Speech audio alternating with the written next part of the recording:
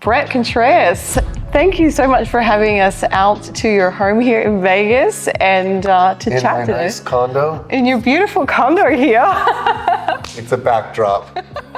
Looks legit though. It's funny, I got off Amazon. We've known each other for so many years, and I don't think we've ever actually sat down to have a proper chit chat about glutes or just training in general. So I'm so grateful to have the opportunity to chat with you. And I've also got Dr. Samuel Buckner here with me today from USF. Some of you might be familiar with him from my channel. Obviously, he was one of the writers for Be a Brain, our research review.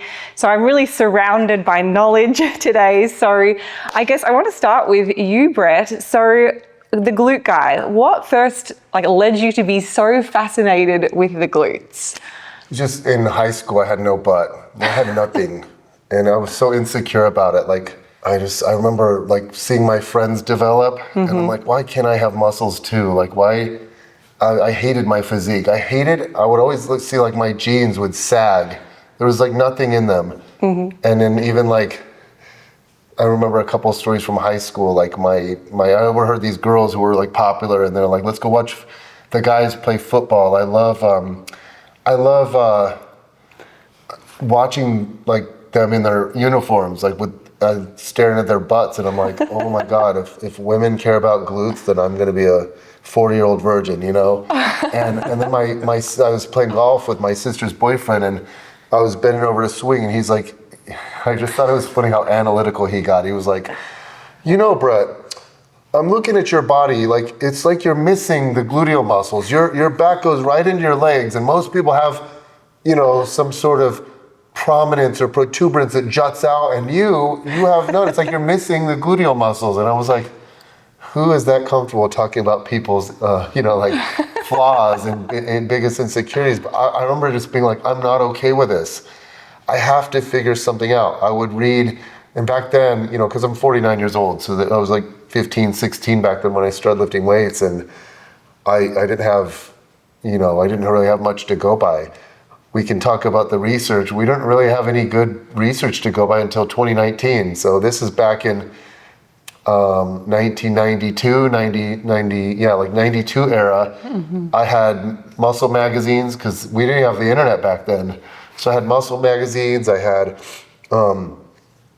mostly that. I would go to the grocery store or the library and just read magazines, and they didn't talk about glutes. Male fitness magazines, they never mentioned glutes. It's leg day. Here's what you do for quads. Here's what you do for hamstrings. But I would look at the bodybuilders with the biggest glutes and be like, what exercise are they doing?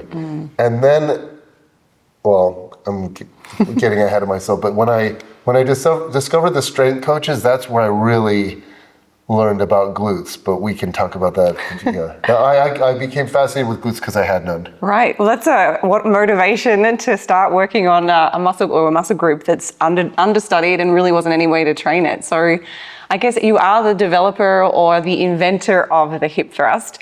So was this something that you kind of came up with during a study, or was this something you were just doing in the gym? How did that come about? So actually today is the 19-year anniversary of hip thrust, Really? October 10th. Oh, wow. Yeah, I meant to make a post about it. I didn't even remember it. Someone reminded me. One of my clients reminded me. But it was 19 years ago today. I was watching UFC fights, and it was Tito Ortiz versus Ken Shamrock. And I would have never thought of it had it not been for the strength coaches that were popular before me, because they were doing low load glute activation. And, at first I'm like, this is stupid, just lift weights. But when enough people start writing about it that you respect, I got down on the floor, I did glute bridges, but it was body weight. And I'm like, these are good, but I need weight. We didn't load them back then. No one loaded them, and you didn't do them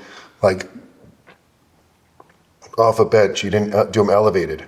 So I'm like, I feel my glutes a lot, but I feel like I could do 100 of these. But when I was watching Ken Shamrock versus Tito Ortiz, I'm like, God, buck him off. Ken, don't just sit there and get pummeled. Do something. Yep. Do something to try to escape. And I'm like, why don't people bridge harder? Why don't people try? I wish there was an exercise to really strengthen that. And then I started thinking well, you could have a man straddle you. I think I've seen you do this actually. He could hold on to plates. Yeah, I've done partner hip thrusts. But I'm like, that's not really socially acceptable. How could you use load? And then I'm like, but you also, what if, because people do them off the ground, what if you could kind of sink, what if the ground was hollowed out and you could sink down? And I was like, you know what, maybe you could use the rounded pad of the glute ham developer for your back and put your feet up on something like high up. So that's when I went out, this was 2006, I went out to my garage, and this was the idea back then. It was so inefficient, but I thought you could suspend a weighted dip belt underneath you. And so I went out to my garage and I moved my glute ham developer across the gym and made it like, maybe like 3 feet from the reverse hyper. And then I put a dip belt and I'm like, okay, typical man weighs like maybe 180 pounds. I'm just gonna use 4 45-pound plates. I got in it, shimmied up, and it was really hard. I was trying to use the handles on the GHD, but they're kind of too close. And then I got up to the top and I'm like, I'm pushing apart. Like if these two slide apart, I fall down on my tailbone and this could be bad. But that didn't happen. What happened was I started doing this set, and it was the plates were like sloshing around. It wasn't that stable and coordinated. I was kind of fearful, but regardless, I got to about 15 reps, and I remember thinking I need to stop the set. I feel like my left glute is gonna it's starting to cramp up. I feel like I'm gonna pull it. Like I didn't want to get a strain or something. And I finished the set, and I'm like, that's what I've been looking for. Now that I know more, what I was looking for was a more isolated movement that works the glutes in a shortened position, because all the exercises that were popular back then were lengthened positions. So yes, you feel your glutes stretch, but you don't get a pump, you don't get a burn when you do squats, lunges, Bulgarian split squats, step ups, Romanian deadlifts. Those were all popular at the time. At that time, it was all vertical exercise that were popular. And it was male dominated, and men did not care about training their glutes. Most men still don't care. Well, it's not that they don't care, they don't want to do a hip thrust. They don't want to do hip thrust, they don't want to do abduction, they just want to train their legs. And a lot of men do get nice glutes from just training their legs. Like if you just do squats and, stiff leg, you do squats for your quads and you stiff leg deadlifts for your hamstrings, a lot of guys end up with nice glute development. But not everyone does, and a lot of people can get way better glute development when they start adding in more exercises. So that was how the hip thrust was born. But I remember I'm not even, I'm not religious, I'm not even spiritual, but I went outside in my front yard, I looked up in the sky and I was like, from this point forward, I'm gonna do everything in my power to popularize this exercise and give it the recognition it deserves, because this is an amazing exercise. And I remember being like, this is how I'm going to get into T Nation. Testosterone Nation was a popular website back then. And all the best strength coaches wrote for T Nation. And that was my first article. I submitted, and the editor-in-chief TC, he loved it. And he published it, and that was kind of like it was called Dispelling the Glute Myth. Now I can look at that article and it's embarrassing. It was so wrong, but I based a lot of my knowledge back then on like EMG. And I just... We didn't know what we know now. So now I can look at that article and pick it apart. But it was the article heard around the world in the strength training community, because when have you ever seen, it's like every exercise has already been invented, but I'd done it for 2 years with my clients. Wow. I didn't just write the article. I actually opened up a gym in Scottsdale. It was called Lifts. I invented a machine called the Scorcher. And it was this crazy contraption. It's funny because I wanted to sell it back then, and now looking back, it was too bulky. It was a lot like the Booty Builder, but I patented it. I actually own the patent on loaded hip thrusts, and I got that, and I applied in 2006 for that, and I was awarded it. And it was just a little too bulky, but it was banded.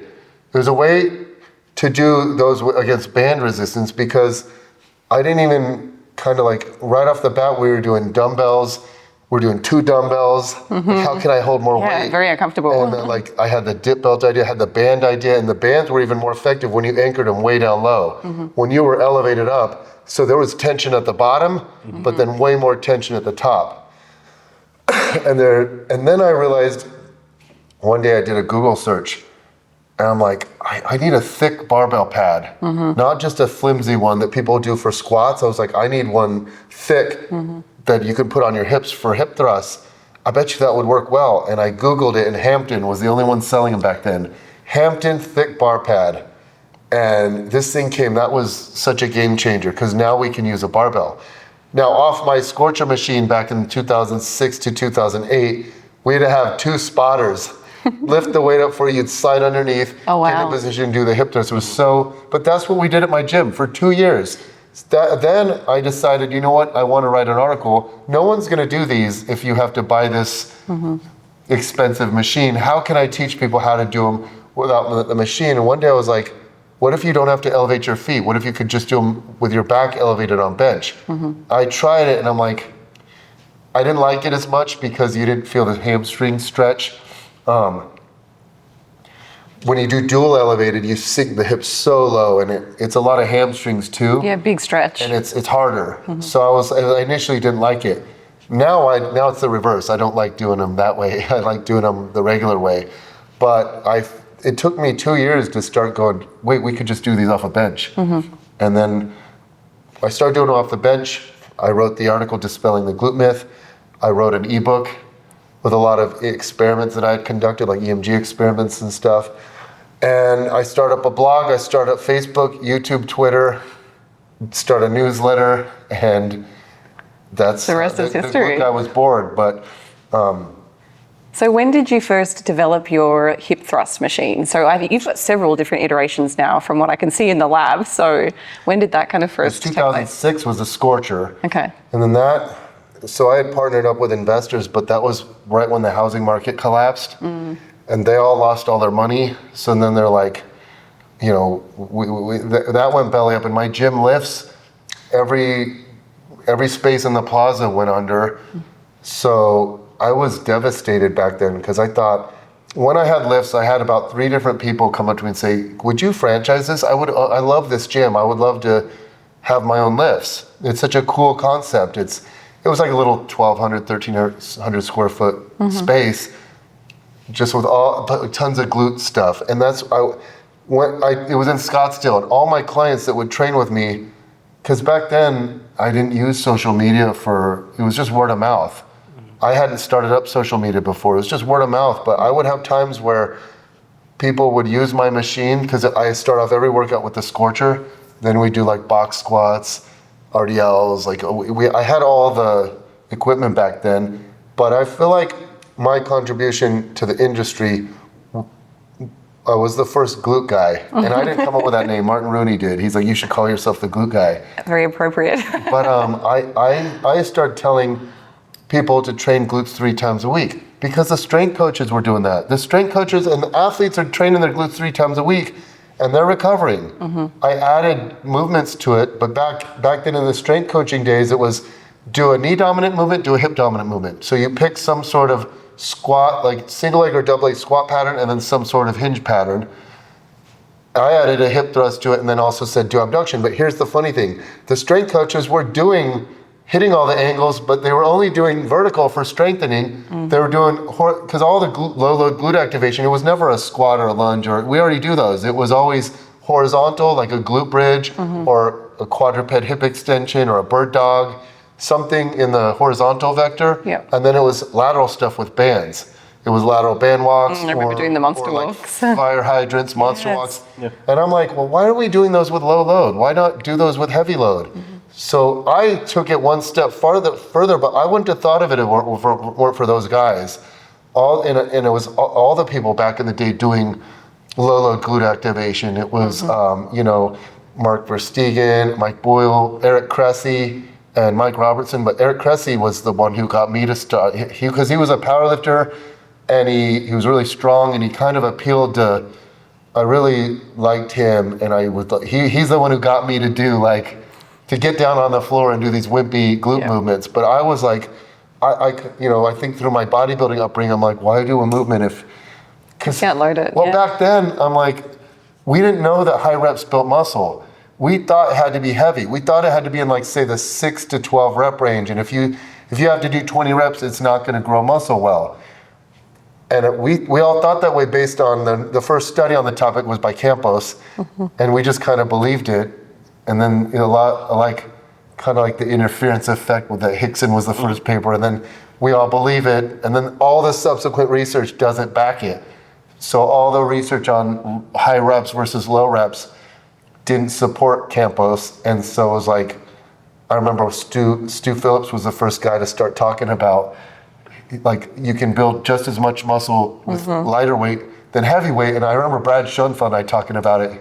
Brad was my best friend, and he's arguably the most prolific hypertrophy researcher, publishing on every topic. And we were like, there's no way light loads, but you can. It's the beauty of research. If you don't believe it, do your own study. And we did our own study out of Brad's lab, and we're like, wow, Stu was right.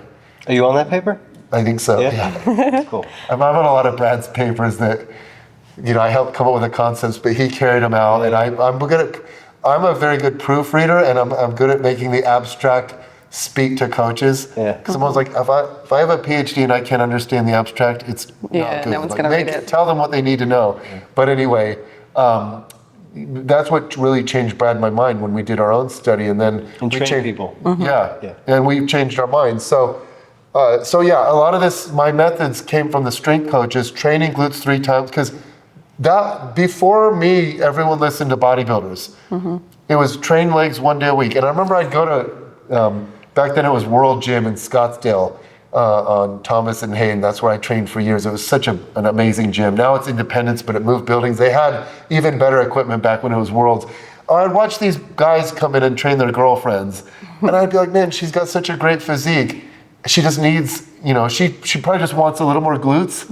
And their boyfriend is giving them chest day. And I'm watching them do like Arm day. 4 sets of pec deck, like bench, incline bench, Back pec deck. rows. And they're I like, see that all the time. Yeah. and I'm like, God, dude, you're training them. They don't want pecs that bad, They would want to train glutes 3 times a week. So I started, when I started writing, I started saying, train glutes 3 times a week.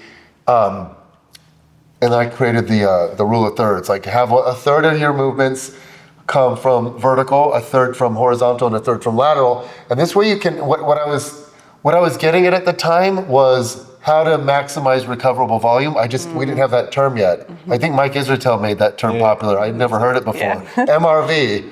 Now I'm talking about MRV more than Mike is. But how do you maximize your recoverable volume? Because if you try to do 36 sets a week of vertical, you would just be, you'd be running to the ground. Squats, deadlifts, good mornings, walking lunges, those beat the hell out of you if you really go to failure or close to failure. But if you do a 30 volume with the hip thrust and then lateral, you might build the upper glute max even better, but also when you do frontal plane hip abduction, you're working a lot more glute medius and minimus. So kind of like 12 of those sets are more for the upper glutes with abduction, 12 of them, the whole glutes with the horizontal, but those don't beat you up as much, and then the 12 vertical. But it's pick one squat movement. I came up with the 4 primary movement patterns. Do 1 squat lunge movement. It could be a step up or a split squat as well, or leg press. Pick 1 hinge movement, hinge pull that could be horizontal or vertical, because that's your RDLs, your stiff legs, your good mornings, your 45-degree hypers, your back extensions, and your reverse hypers. Pick 1 thrust bridge category, and then pick 1 from that category, and then pick 1 abduction, and that could be in the frontal plane or the transverse plane, bent over or upright. And you kind of alternate between say you do like a front squat that's more quad dominant, then the next time you'll do a more glute dominant squat pattern, like a glute dominant step up or lunge. And then with the hinges, you alternate between vertical and horizontal, like a stiff leg, and then a 45-degree hyper. And then with the abduction, you alternate between a frontal plane and a transverse plane. Frontal working more glute medius and minimus, leaning forward working a little more upper glute max. And then with the bridge, the thrust bridge pattern, you alternate between just a heavy bridge, thrust or bridge, and then a lockout, which is pauses, pulses, or bands. Add bands to the bar so the top is extra hard, or pause at the top, or just do the top range pulses. And that was my system, and it still is my system. And I don't think there's a better system out there. If it was, I would change it. But yeah, I credit so much of what I've learned or what I came up with was someone else's idea. I just took a spin on it. Also, all my names like Glute Squad, Glute Lab, Glute Guy, Booty by Bret was always someone else coming up with the idea. Yeah. And I was like, wow, that's brilliant. So I consider myself a lucky man. Well, I know there's about 15 different topics that I think I could launch off into after that discussion. But Sam, do you have anything that you wanted to ask first, or should I jump in with some of my questions? 'Cause I know you're obviously one of the best researchers, I guess, that looks at specifically muscle growth and strength. So I'm sure you've got some. The most decent. No, I think like your approach to training. What just kind of stuck out to me was people want the study that shows that methodology or that way is the best way. But just thinking about designing that study and testing that's not something you can really test. You can take ideas, I think, from studies we do have, but like if I were to try to experimentally demonstrate that, I think that'd be a near impossible task. What do you think? So you could isolate everything about what I just described with my system.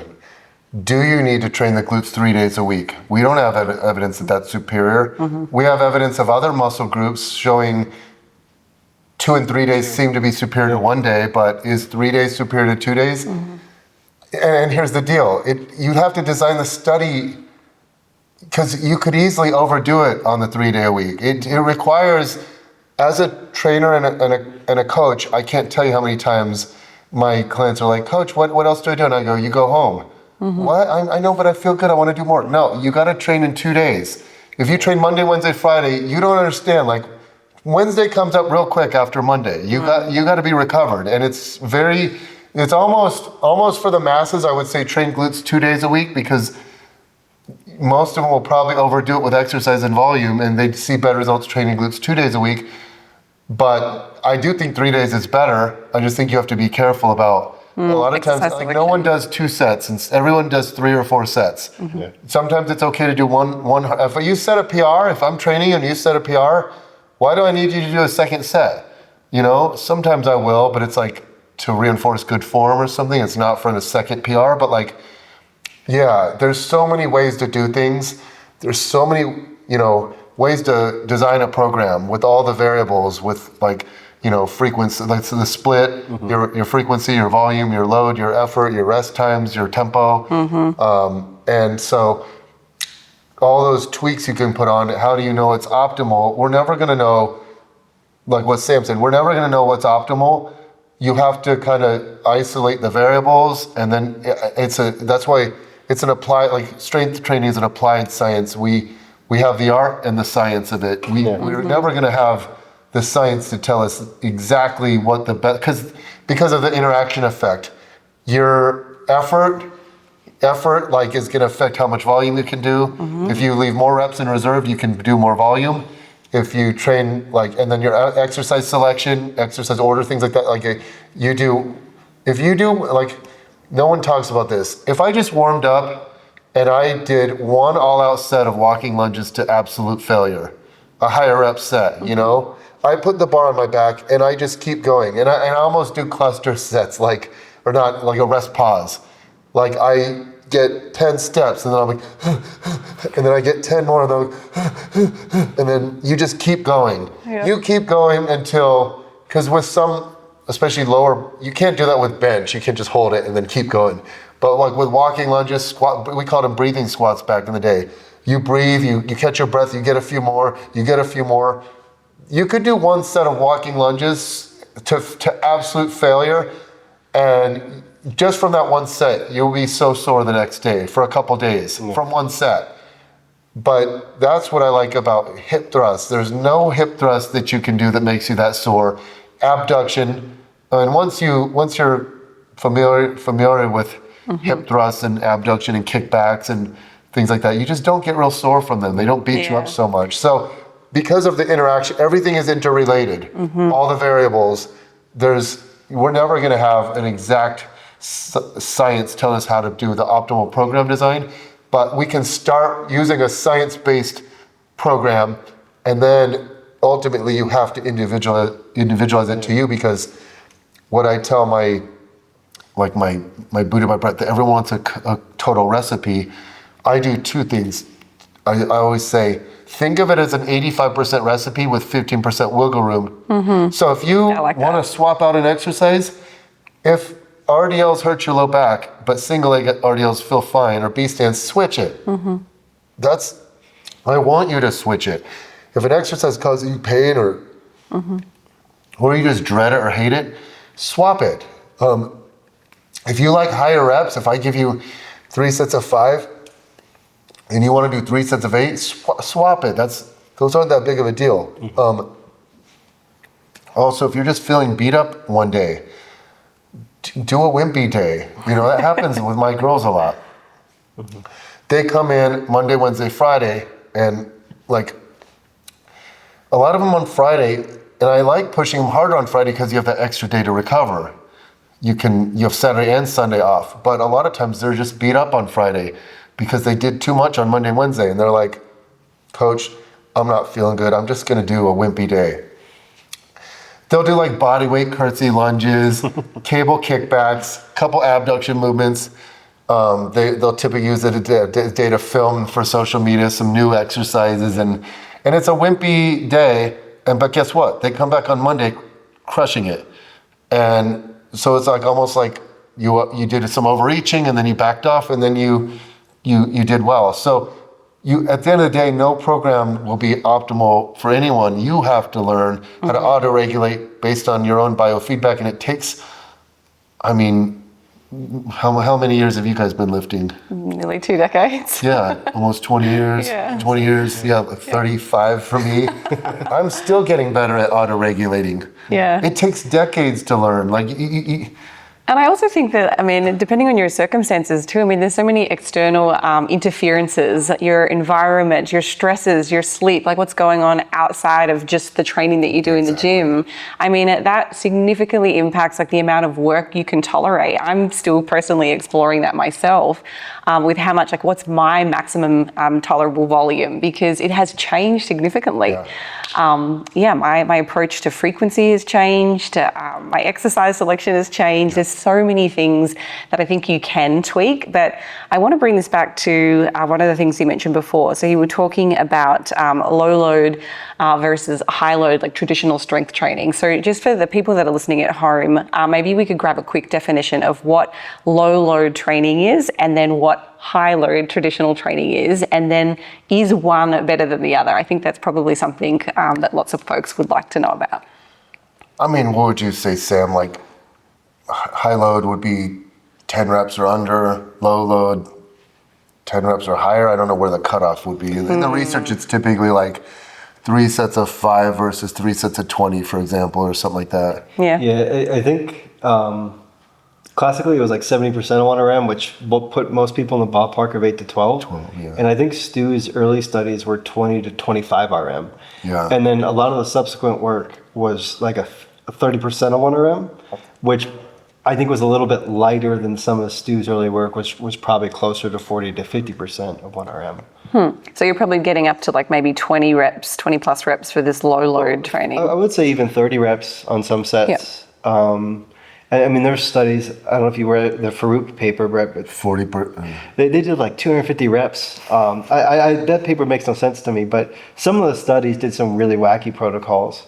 But in general, I think 20 to 30 reps would be traditional or low load training as it's represented. So one thing I want to point out about the high and low load, I look at like Stu Phillips, and he's always thinking of the average lifter. A big barrier to lifting weights is like people don't always want to go heavy. They don't want to feel like they have to do heavy weight. And since there's no research, since the consensus is clearly, at this point, what do you think? There's like 35 studies. How many are there now? 40? At least, if you include the BFR stuff, which sometimes has a non-BFR control, we have way more than that, I think. Yeah, it could be 50. 50 to 100. But like it's very obvious at this point. We have so many studies that you get similar muscle growth. Yeah. Now, we can talk about whether low load gets you less sore and you can possibly pack in more frequently. I think that's a good discussion. Yeah. We just don't have evidence of it yet. But one thing I do want to point out is that while Stu's always thinking about the beginner and saying, you don't have to go heavy, I always want to point out, because I'm a meathead surrounded by, I would way rather do a set of 6 than a set of 20 for big movements. I don't think people understand how hard it is training to failure On a multi-joint. on stiff leg deadlift, squats, leg press, hip thrust even. When you're moving, like when you're a dude like me and you can move, I'm not even that big. I'm not acting like I'm that He's pretty tall. When I'm not even that muscular, but I'm pretty strong for my size. But like, yeah, if you can do something for 500 pounds for 20 plus reps, it's gonna, I don't care what it is, it's gonna leave you breathing like a it's a lot of madman. load. And so I like, and it's daunting. So I like knowing that I don't have to do high reps because I remember I stiff leg deadlift 405 for 20. I don't ever want to try that again. I'm not interested in 405 for 20 reps. I'm not interested in doing 410 for 20, and I'm not interested in doing 405 for 21 reps. I'm done with that. If I'm trying to PR, use progressive overload, I will try and hit it in lower rep ranges. And so I'm always wanting to say to people, also, you don't have to go super high rep, because I don't think people, the caveat is that you have to train close to failure. Yeah. If you're not training close to failure, and I think people lie to themselves with high reps, they stop, and I'm like, no, you could have done more. Yeah. Yeah, and I think that's probably one of the biggest things to be able to discern, like even beginners versus advanced. There's probably a difference there in someone's capacity to determine whether they're at failure or not, and that is critical. I mean, the number of clients that I've worked out with in person over the years, when you are standing there, like giving them the motivation and support for do another rep, they can usually do 7 or 8 more repetitions at their normal working load. So, that tells me that they're probably not training close enough to failure, and they're kind of leaving gains on the table. So those folks probably need to do more volume by way of extra sets or more frequency to kind of get the same kind of outcomes than the other person that's actually going to failure. So for that reason, I prescribe, my programs all say, do 3 sets of the 4 patterns. So that's 12 sets 3 times a week. That's 36 working sets per week. And people used to criticize me so bad. And I'm like, I used to get so much pushback on that, and then now with all these high volume papers emerging, now people leave me alone about that. But I also want to say that's what I write for the masses, because most people don't know how to push themselves. But when I train people in person, I'm a low volume guy. I like doing 2 sets of things. In fact, my glute squat, I've taught them how to go to failure. I'm going to do 2 hard sets. 2 hard sets. So a lot of times with my own clients, they'll do like 8 sets in a workout, and they see amazing results. Because yes, all this high volume research emerged showing, at this point, I don't think we have an inverted U yet. Like, it just keeps going up and up. 52 sets, and you're still seeing some gains. But obviously, we know, just knowing basic common sense, we know that, if you lifted weights for 10 hours a day, you wouldn't. Yeah, 7 days a week, you wouldn't. Yeah. You'd go backwards. You'd injure yourself. You'd be getting sick. You'd be so sore. So there has to be, but also these studies that have been published on this super high volume, they don't. To me it shows you can specialize for a while and see great results, but eventually you'll have to pull back. You can't use progressive overload with 52 sets a week and still recover. Do it for a few months, 2-3 months maybe, and then back off. I don't know. But it's interesting to me, because I don't think any of us back in the day would have predicted that you could still see better gains. I know there's the argument that it's just edema, it's not true hypertrophy. I don't buy into that. Do you? A little bit, but it's very nuanced. I don't know if we want to get into that today. Yeah.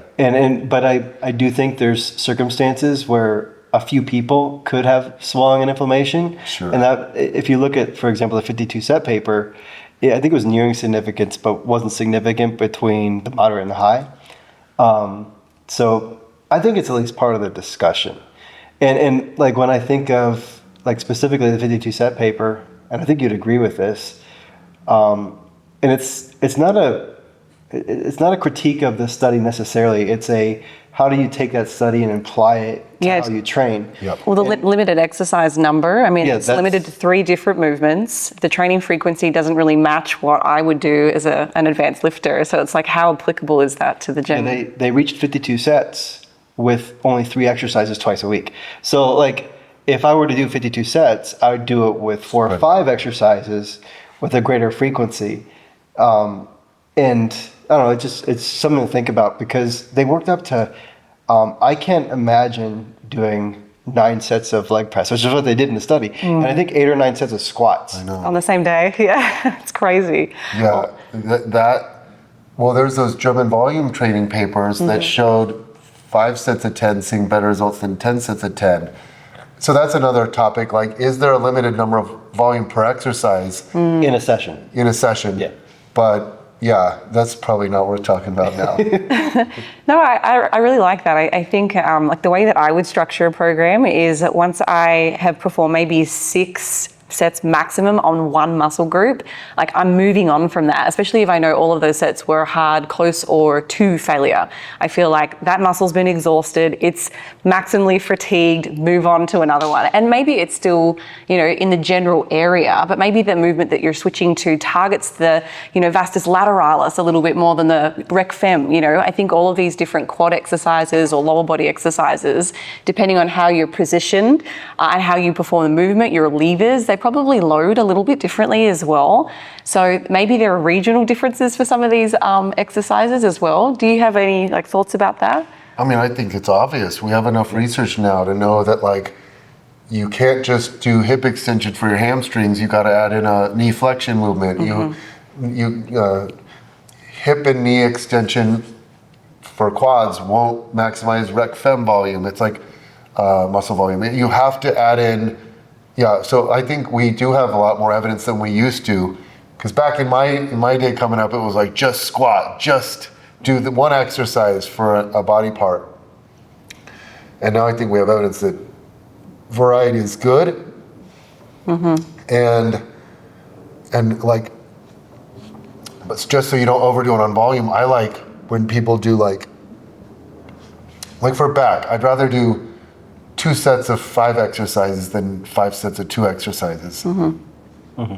Yeah, I guess you can. If the back's such a massive muscle, I mean, you've got so many potential movement patterns that might change slightly to help develop the entire back musculature. So that makes sense to me. Well, I think a lot of people, I mean, if you do 2 really hard sets, I know people get pushback because this isn't evidence-based, but I think you can see really good results that way. So it's kind of like every coach.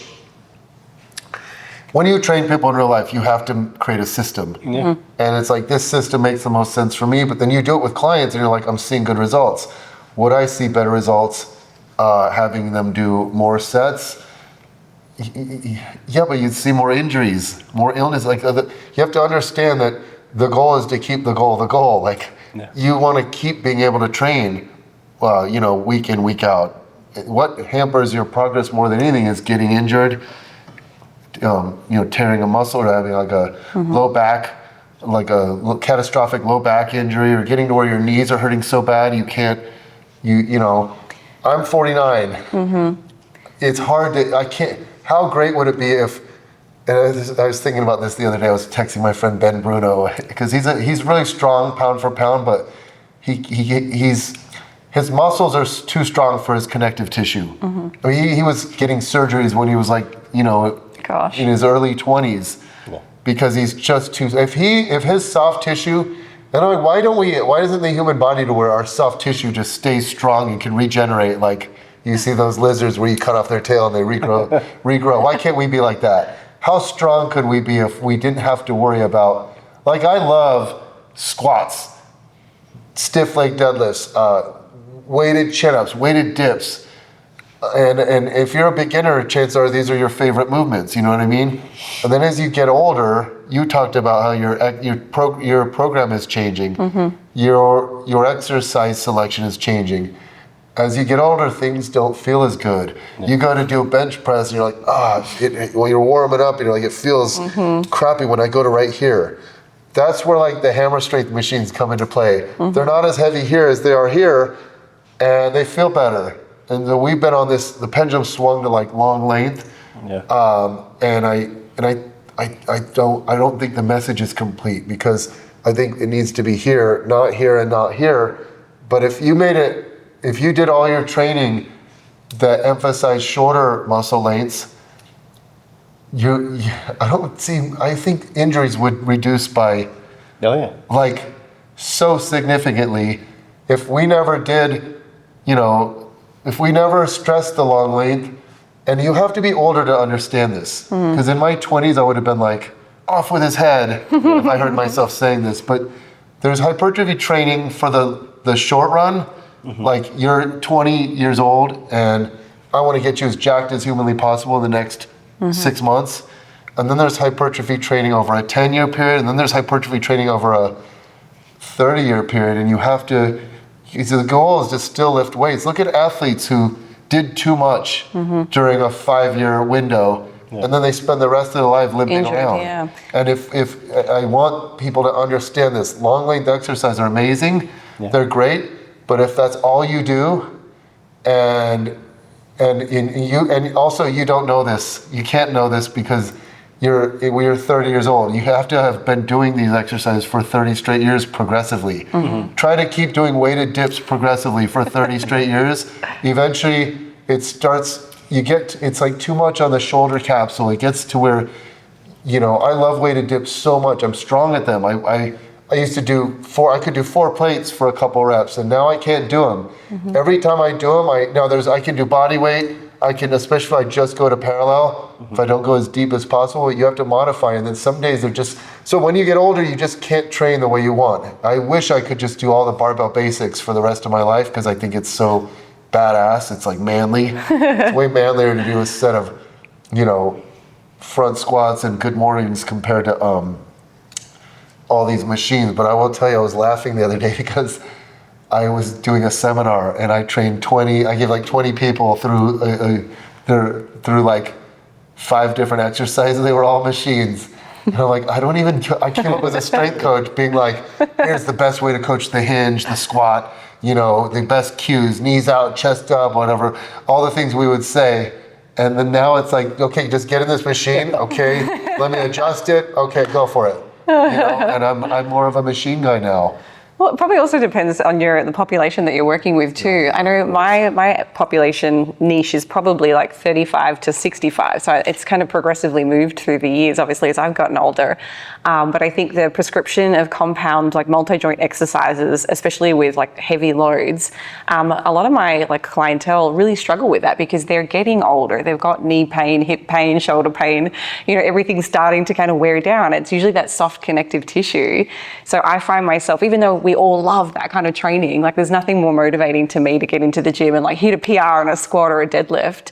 It really is a lot of fun. In fact, I remember the first time you trained at Glute Lab. In San Diego? In San Diego, you did 235 for, I think it was like 8 reps. 4 sets of like 6 to 8. And I was like, wow, okay. Back in the day. Yeah, but I mean, I don't think I could do that anymore. I think I ended up getting so beat up because I was always crushing like heavy weights, going close to failure. So I mean, it's not, And by the way, if you just didn't, you could have squatted for much longer if you just didn't you weren't so psychotic during those years. Same with me, like if we were, like I say, I have the rule of thirds. It's a good system for long term because the vertical exercise, the ones that are so effective because they put the most stress on your body at long lengths. Do you want to describe what they are real quick just for the folks at home? For the lower body, it would be like variations of vertical movements. So your squats, your deadlift variations, your good mornings, and then the single leg movements, assuming you're going real deep, like a deficit reverse lunge, a high step up, deficit Bulgarian, the things where you're going deep and the most stress is in that long length position. Yep. But for the upper body, it'd be like, deficit push-ups for your pecs, dips where you go really deep, dumbbell bench where you go super deep. Like if you do bench press with a cambered bar, for The back, we don't. Maybe barbell row. No, really, because those don't work yeah. doing the stretch quite as much. It would just be mostly like a single arm pull down, but those don't beat you up that much. Yeah. It's like the exercises that do beat you up, we know for just out of experience, military press, behind the neck press.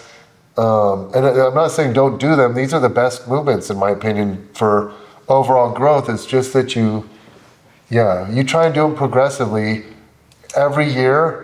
Like even if you go up 10 pounds a year, in 10 years, that's 100 more pounds. It won't happen. Is it that even realistic? But like, the movements that take a lot out of you. If you're heavy, weighted chin-ups kind of beat you up. That's why most bodybuilders do more pull downs than chin-ups. You don't know that unless you're like above 250 pounds. It just doesn't feel as good. When I weigh 230, chin-ups feel way better than when I've weighed 260. But anyway, it's just to say, I wish at a younger age, I wish a couple things, like in PE class growing up, we did like, instead of doing these stupid static stretches and like windmills, we did like cassock squats and some functional movements, Like imagine if you were doing like pistols and like doing partner Nordics, and like single leg hip thrusts and push-ups, and you were doing that. And pull-ups as kids. But like know how to progress and regress the movement, because I couldn't do those. When I was 15 and 16, I just didn't do them. I couldn't do a chin-up. I couldn't do a dip. My squat, I'd fold like an accordion. It didn't feel right. So I just avoided all the best movements because I didn't know that you could do dip negatives or band-assisted dips or band-assisted chin-ups or chin-up negatives. I could have seen way better results earlier on. But then once you get proficient at these, just don't be greedy with your volume and your progressive overload. Switch around the movements. That's what I try to do with my system, is like with Booty by Bret. I have a month where we focus on the hip thrust, a month where we focus on the squat, a month where we focus on the deadlift, a month where we focus on all three with like strong lifting, and then an easier month where it's just glute squat special, like mix it up, things because that's your 1 month out of 5 to not care about progressive overload. And sometimes that's people's favorite month, but you like the difference. But I've never seen anyone do that with their periodization. I grew up reading periodization. It was always just volume and effort. You have more volume, lower effort, and then you have it's a balancing act. Intensity, they would call it, but I don't like that term, intensity. But basically, your load and effort would go up, but your volume would go down, and that's it. No one ever talked about rotating exercises. I've never seen that in all my years of studying periodization. But I'm like, from my system, you're always doing the movement patterns. You switch around the order and the priority. So if I said to both of you, hey, Holly and Sam, I need you guys to set a chin-up PR in the next 2 months. You know you could do it. What would you do? You'd start doing more chin-ups, 3 times a week, chin-ups, and you'd start doing curls and like inverted rows. Yep, all your pulling movements. And you'd set a chin-up PR. And if I said, how many people have ever really prioritized hamstrings? They're always trained after quads with wimpy. The bodybuilders will go light on their stiff legs. They don't want to injure themselves. You'll see them doing light good mornings or stiff legs, and then leg curls. But I've never seen anyone start off doing heavier hip extension movements, and then one or two different leg curls, and then do quads. So I think the system works really well because you're focusing on movement patterns, but hip thrust kind of targets the glutes, mostly just glutes. Squats to hit the adductors and quads in addition to the glutes. Hinges hit the hamstrings in addition to the glutes. So you're still doing everything, but you're swapping it out, and I think that makes more sense for the long run than what we currently do, which is people just saying, these are my favorite exercises, and we're just going to prioritize. We're going to do them first every session, and It's interesting. I think it probably comes back to the individual's goals. I know, again, as a bikini competitor, my style of training has changed significantly over the last couple of years. I used to be somebody that really enjoyed full body training. Like every muscle group had a focus day. So, I'd be starting out with my compound lift, at the beginning. But as I've kind of moved into this sport, and there's like basically no need for a waist. It's mostly just your shoulders and your glutes. Yeah. My program is so like skewed towards those movements, and the volume is relatively high. So I think even when it comes back to the program design that we're talking about here, you know, whether it's frequency, exercise selection, then there's also like this balancing act of, well, what else do you want to grow as well? So how do you kind of consider that that specificity when you're putting programs together for, like, you've got a new app right now, so how do you navigate that? Well, since I'm booted by Bret, like you come to me for glutes. Yeah. But I actually, like you guys know this because we'd see each other in the gym all the time and have these 2-hour conversations. I love every muscle group. I love studying it all. And so when I love training dudes, and I miss training guys, but when I train men, they typically say they're already doing squats and deadlifts. I just might add in hip thrusts and maybe if I can get them to do seated hip abduction. The medius work, yeah. So I want to bring this back. We talked but I make sure to throw in shrugs, curls, triceps, like. Yeah, the muscle groups that men kind of want to see hypertrophy on, I suppose. It's a little different to the women. And especially when we have evidence that, like, you probably need a tricep isolation movement to maximize the long head growth of the triceps. You probably need, can you really maximize your bicep size through compound movements? I don't think so. I do heavy supinated pull downs and chin ups, but nothing beats doing curls for your biceps, in my opinion. So and another kind of thing I've shifted on in the last year, and it's mainly through following this new breed of like this optimal battle. But you get these guys that, like, it doesn't matter for pecs, choose bench press or a pec deck, it's gonna grow your pecs the same. And I would have, up until a couple years ago, I would have been like, there's no way pec deck will grow your pecs as much as bench press and like incline and weighted dips. And now I kind of think it can. I kind of think you can. Like, and I also think you don't need as much. I said variety is important, but I don't think you need in some ways I don't think you need as much. In some ways I think you need more variety, but in other ways I think you don't need as much variety. Like, if you're hitting one pec movement that's really effective, really hard, you're going to maximize your pec size, and you can swap it out. You can, like, say bench pressing hurts, but pec deck feels fine. Just do pec deck. You won't lose pec size. It probably comes back to the muscle group too. So if you think about the muscles of the chest, there's a lot less like diversity than the muscles of the quad and the hamstring, which might be where the variety is important for some muscle groups, but not others. Well, I mean, that's another argument. Like, do you need an incline movement for the upper pecs, horizontal movement, and then like a decline type movement for the lower pecs? I don't know. I used to think you absolutely do. Now I'm kind of thinking, based on recent research, that if you do horizontal, it builds, there's some evidence that it builds the upper pecs just as much as incline does. Incline builds the upper pecs, but it just doesn't build the lower, like maybe the lower, I don't know, half of the pecs as well. But like, I don't know. I'd like more evidence, but at the very least, I've been influenced by them to say, I'm going to try this out. And then I'm like, bench press was hurting my right delt, so I start just doing pec deck, and I'm like, I'm not losing pec size, but I wouldn't say I'm growing, but at least for maintaining. Yeah, and I've just done this hip thrust experiment recently. Like, my right knee is always, every time I do any quad movement too hard, then I'm limping around for a few days. I'm so sick of it.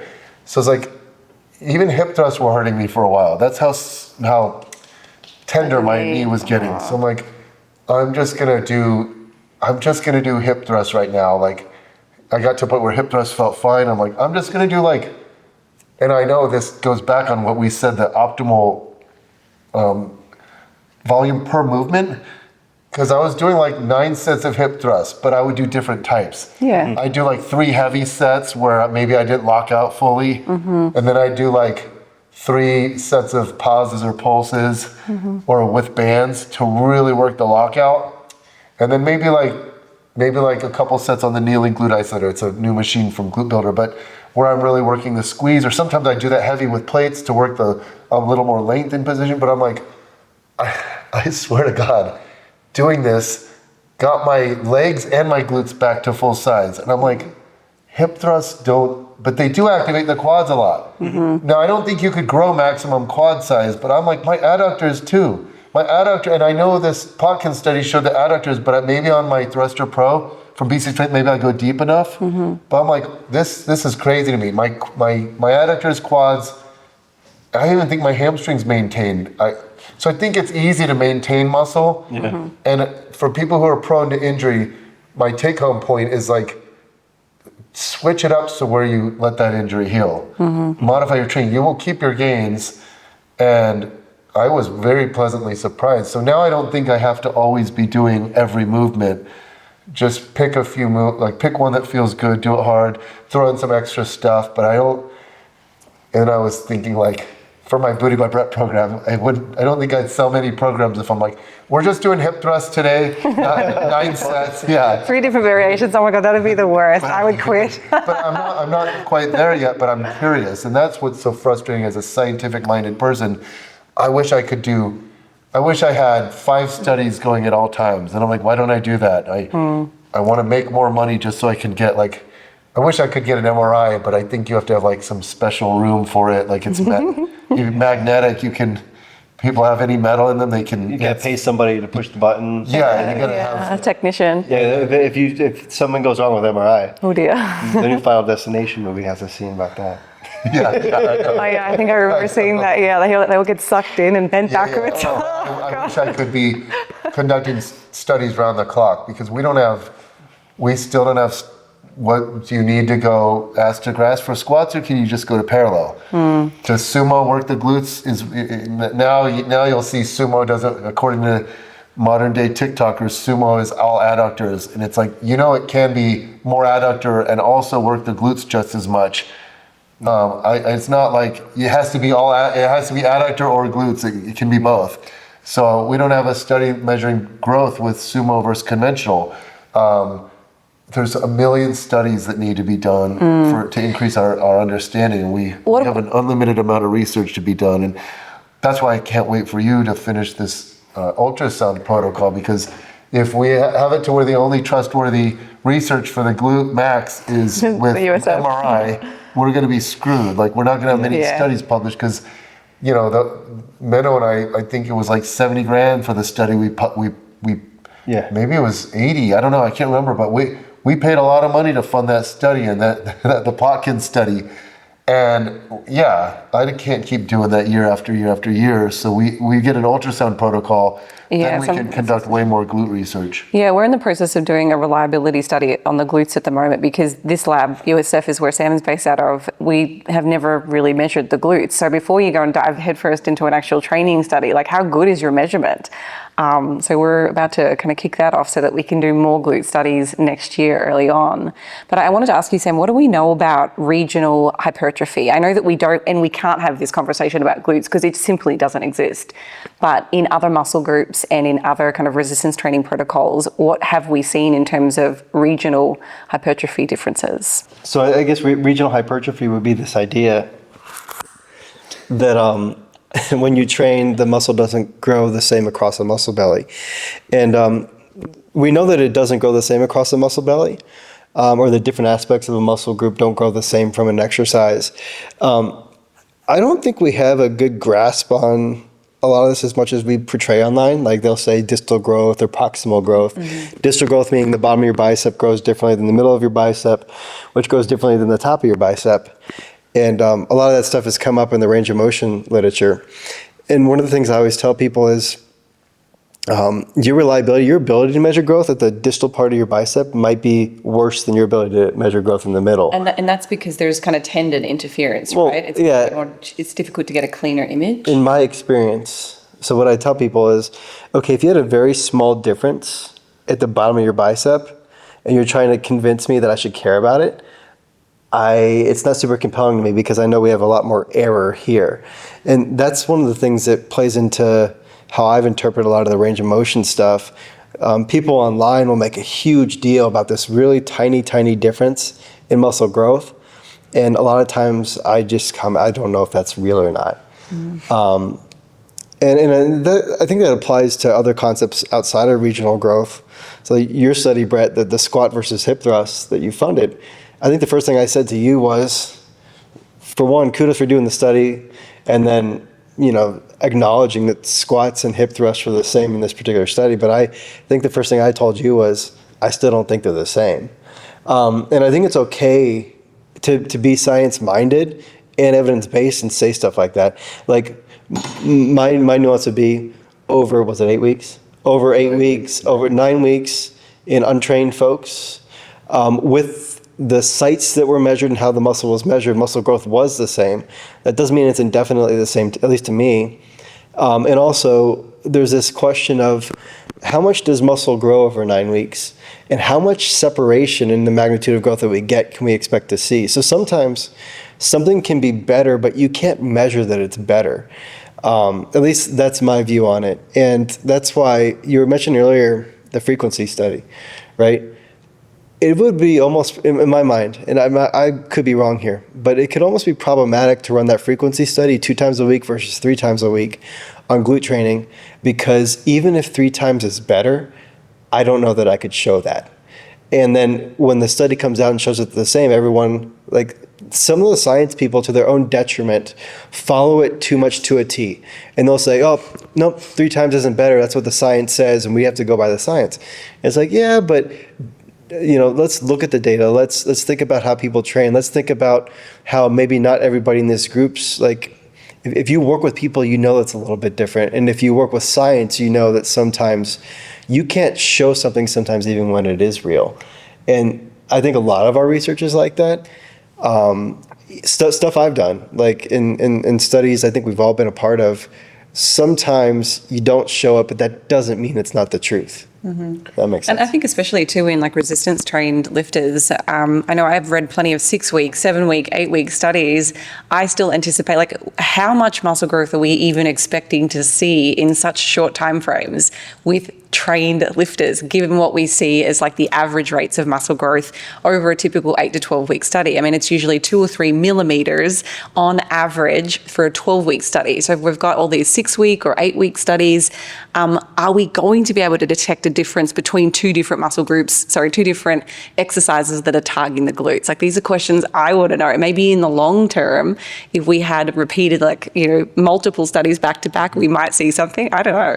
So and how are you going to get, like, we have, ideally, it may be that beginners grow differently than advanced lifters, particularly with like longitudinal hypertrophy, sarcomatogenesis, but so ideally you'd have advanced subjects.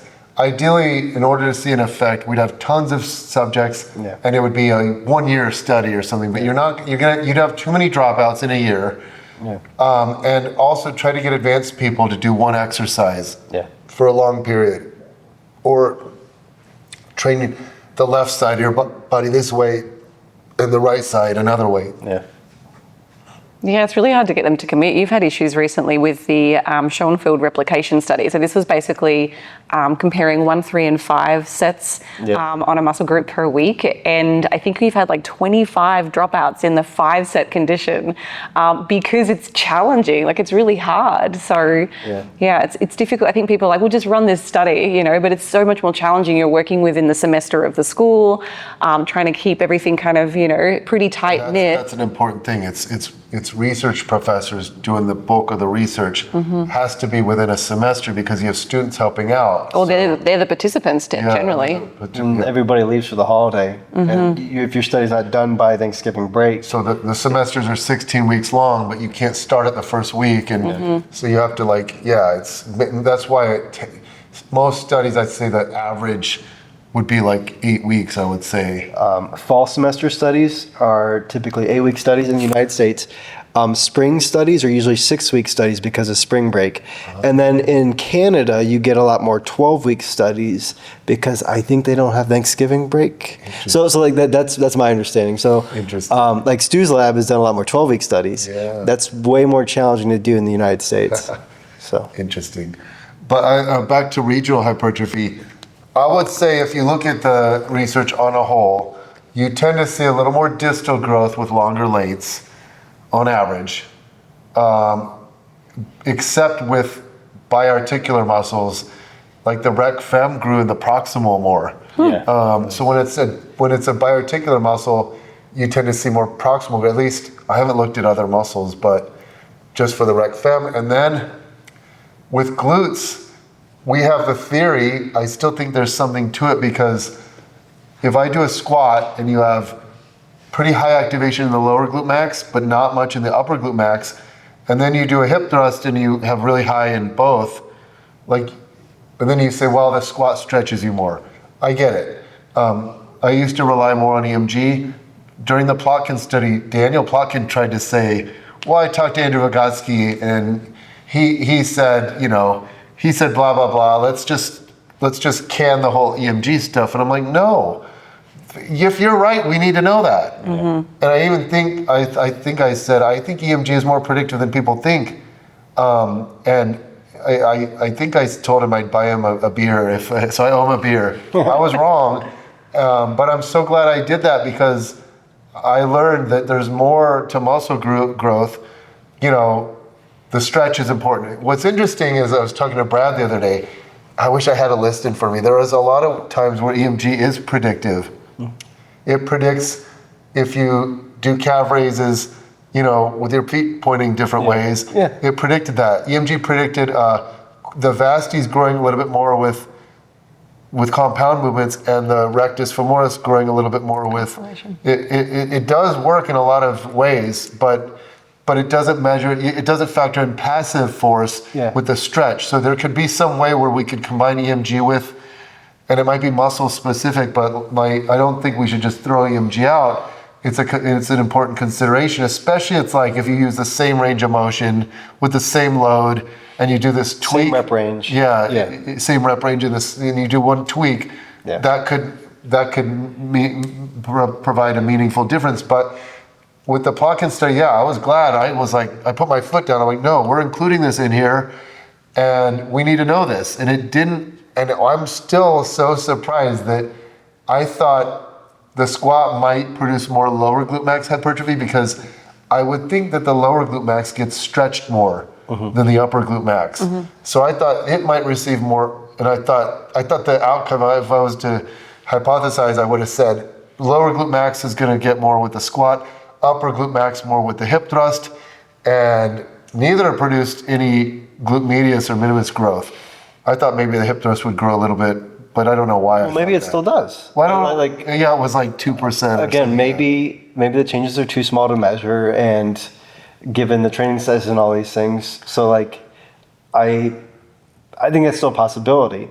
It's just not every study is going to show everything that's happening. Well, also you look at the averages came out really close with all three measurements, the upper, the middle, and the lower glute max. But then you look at the plots and it kind of paints a different story. So I would like more research on that with experienced lifters, and then that same study with different volumes and frequencies and things. But it's like half of these ideas that I have are never going to be researched. They'll never be. I'm always like, someone's going to study that. Lifetime. Yeah, someone will study that. We're still don't have, like I said, a squat depth study for glutes. We have the Kubo showing partials, but what about parallel versus, especially parallel like a power lifter, low bar, sitting back, versus squat like ass to grass like an Olympic lifter, high bar, squat shoes on, more upright. I think the parallel squat would be superior for glute growth, because it's probably a similar stretch.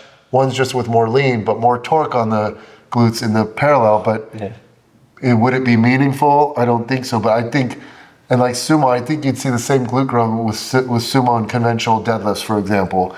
But we don't have those studies yet, and I'm going, I will help fund it, especially if we get a really good ultrasound protocol going.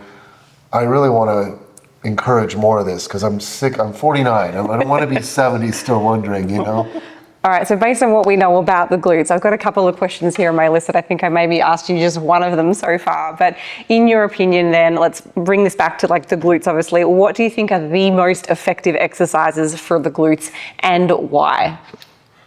I would say probably the walking lunge or like the Interesting. Smith machine, but it's actually too effective.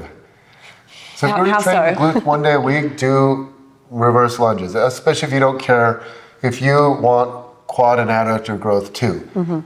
But yeah. Now are these if with you do- dumbbells, Smith machine, any I think preference? barbell is the most brutal. Okay.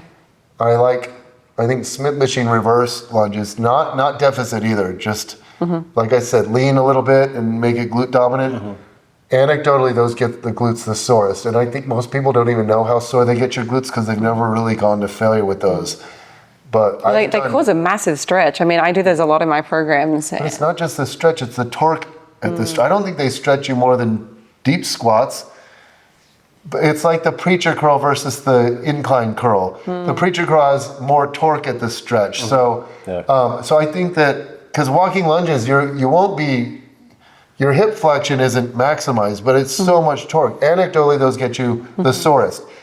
But if you train glutes 3 times a week, I think you do them on the Friday maybe, but like just do 2 sets. But most people don't go that hard.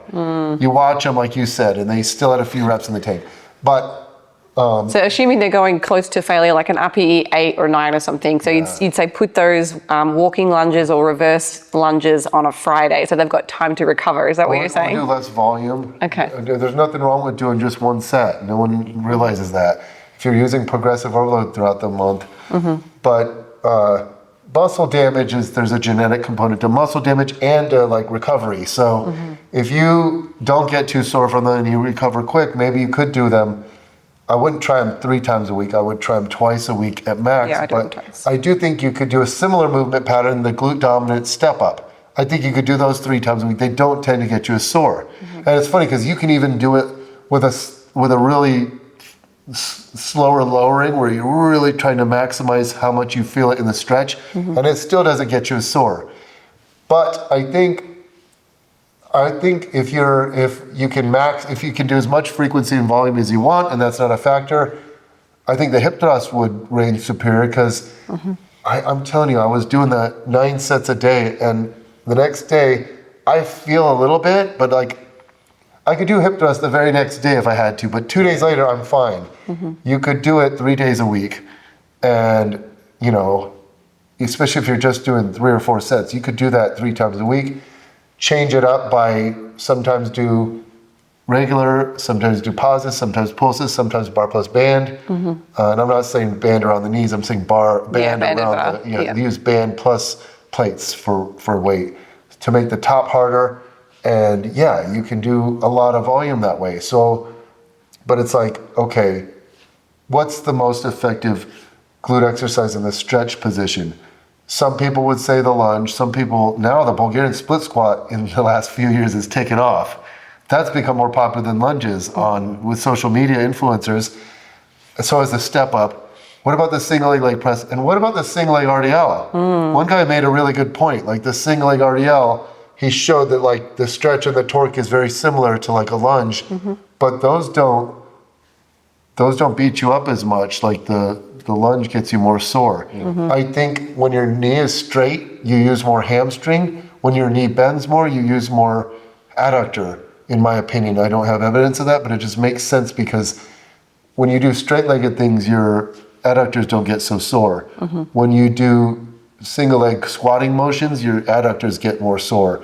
It makes sense that if you got 3 hip extensors, especially at the bottom of the movement, you go deep and your knee is bent, the hamstrings aren't at a good length. So you have to use more adductor. So anyway, the single leg RDL might be the best. Maybe the single leg RDL is better than the walking lunge. Maybe the single leg press. But I bet you they're all very, very similar. And it might depend on the individual and what feels best for your body. But pick one of those movements.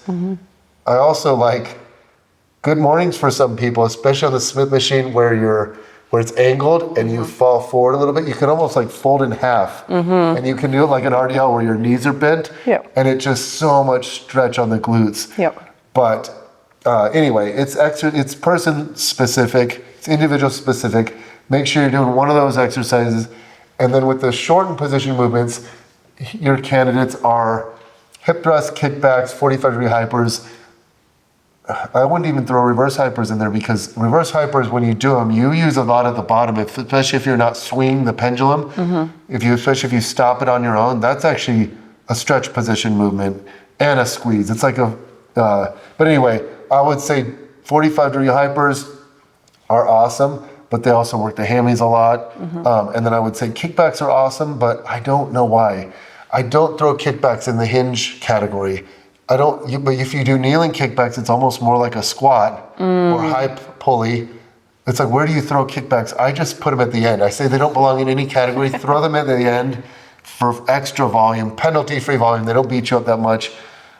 It's cumbersome because you got to do one leg. It's very slow. Switch it out, do the other leg. So just do 2 sets. You don't have to do 4 sets of kickbacks. That's brutal. But I don't think kickbacks. I love kickbacks, but I don't think they're going to grow the glute. They're not as stable. They're not as conducive to progressive overload.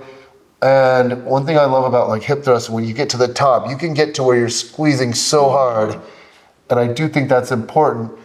Now there's that question of, do you have to do a stretch and a squeeze? We all say that. Do we have evidence of that? No. Not really, but I do think in order to maximize recoverable volume, you do.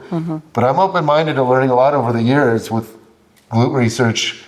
I'm open-minded to learning a lot. I will say that when you do the lengthened position movements, they also work the legs. So, as a bikini competitor, sometimes if you just did all your glute volume from vertical movements, your legs would be shot. Well, they'd be trying to grow too big for the bikini category. Yeah. And it's also fine, because this makes men so angry sometimes when we're like, well, this grows the glutes without the legs. And they're like, why would anyone want to grow the glutes without growing the legs? Yeah, it's so sport specific. Yeah, but that's your goal. That's fine. Don't listen to other people, because men kind of want growth everywhere. We want hypertrophy in every muscle. Yeah. Traps down to your calves. But women don't, in my experience, and this is supported in the research, women are typically doing like 36 to 40. Some of these studies, especially the ones done in Brazil, they're showing like 45 sets a week of glutes. And that's what I've got at the moment in my program. But again, keep in mind, it's spread out over 4 days, and there's a good degree of diversity between compound movements and isolation, because recovery is important. And then it's split 50-50 between glute max and glute medius. So one of my pieces of feedback the last couple of years is grow your glute medius, grow that upper shelf. Yeah. So yeah, I've really had to prioritize that muscle group. But yeah, that's a little bit of a unique one, because there's only so many ways you can grow your glute medius. It's all isolation. But your glute max, I mean, you've really got to strike a good balance between compound and isolation, so that you don't end up beating yourself up, and you can be consistent with the training. I think that's a hard thing.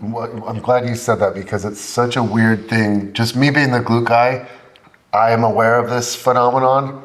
I've never seen any guy ever say someone's doing lateral raise and they're like, just do shoulder press.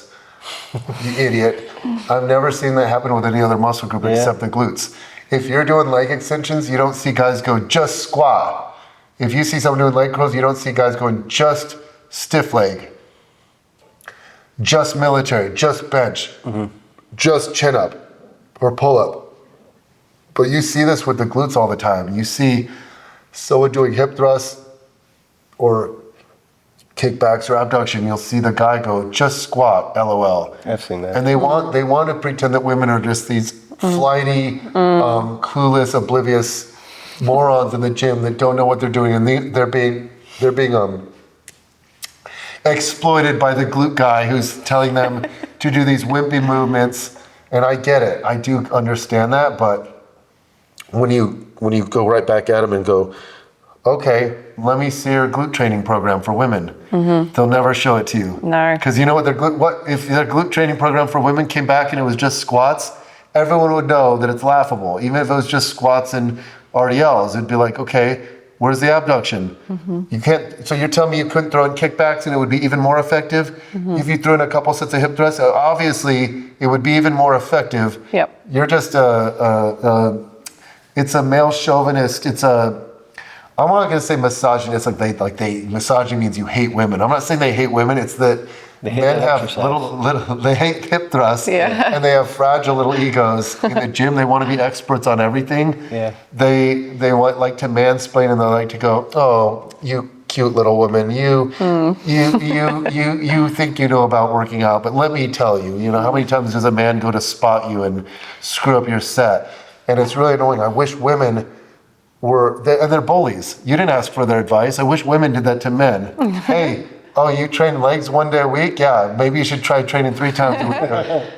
I wish women did that to men who are doing imagine if women start being like, bro, just bench press, LOL. Just lift more, man. It's a male thing, and I just wanted to point out on this podcast, it's very hypocritical. And if you said to the man, so you do chin-ups and rows, but you still do curls. Okay, so you believe in isolation. When it's the biceps, what about triceps? What about pecs? You still throw in a fly or a pec deck? Okay, so you believe in isolation. Oh, so you believe in isolation for every single muscle group, from the calves to the quads to the hamstrings to the H head of the delts to the traps to the pecs to the lats and the biceps and triceps, but not the glutes. Do you realize how stupid and hypocritical you sound? So you're saying do isolation for every muscle group except glutes, just do compound. Come on. It's ridiculous. I mean, and I have done those programs too. Like when I first started lifting, or at least since I've been in the US, I was doing a lot of powerlifting in my non-competition season.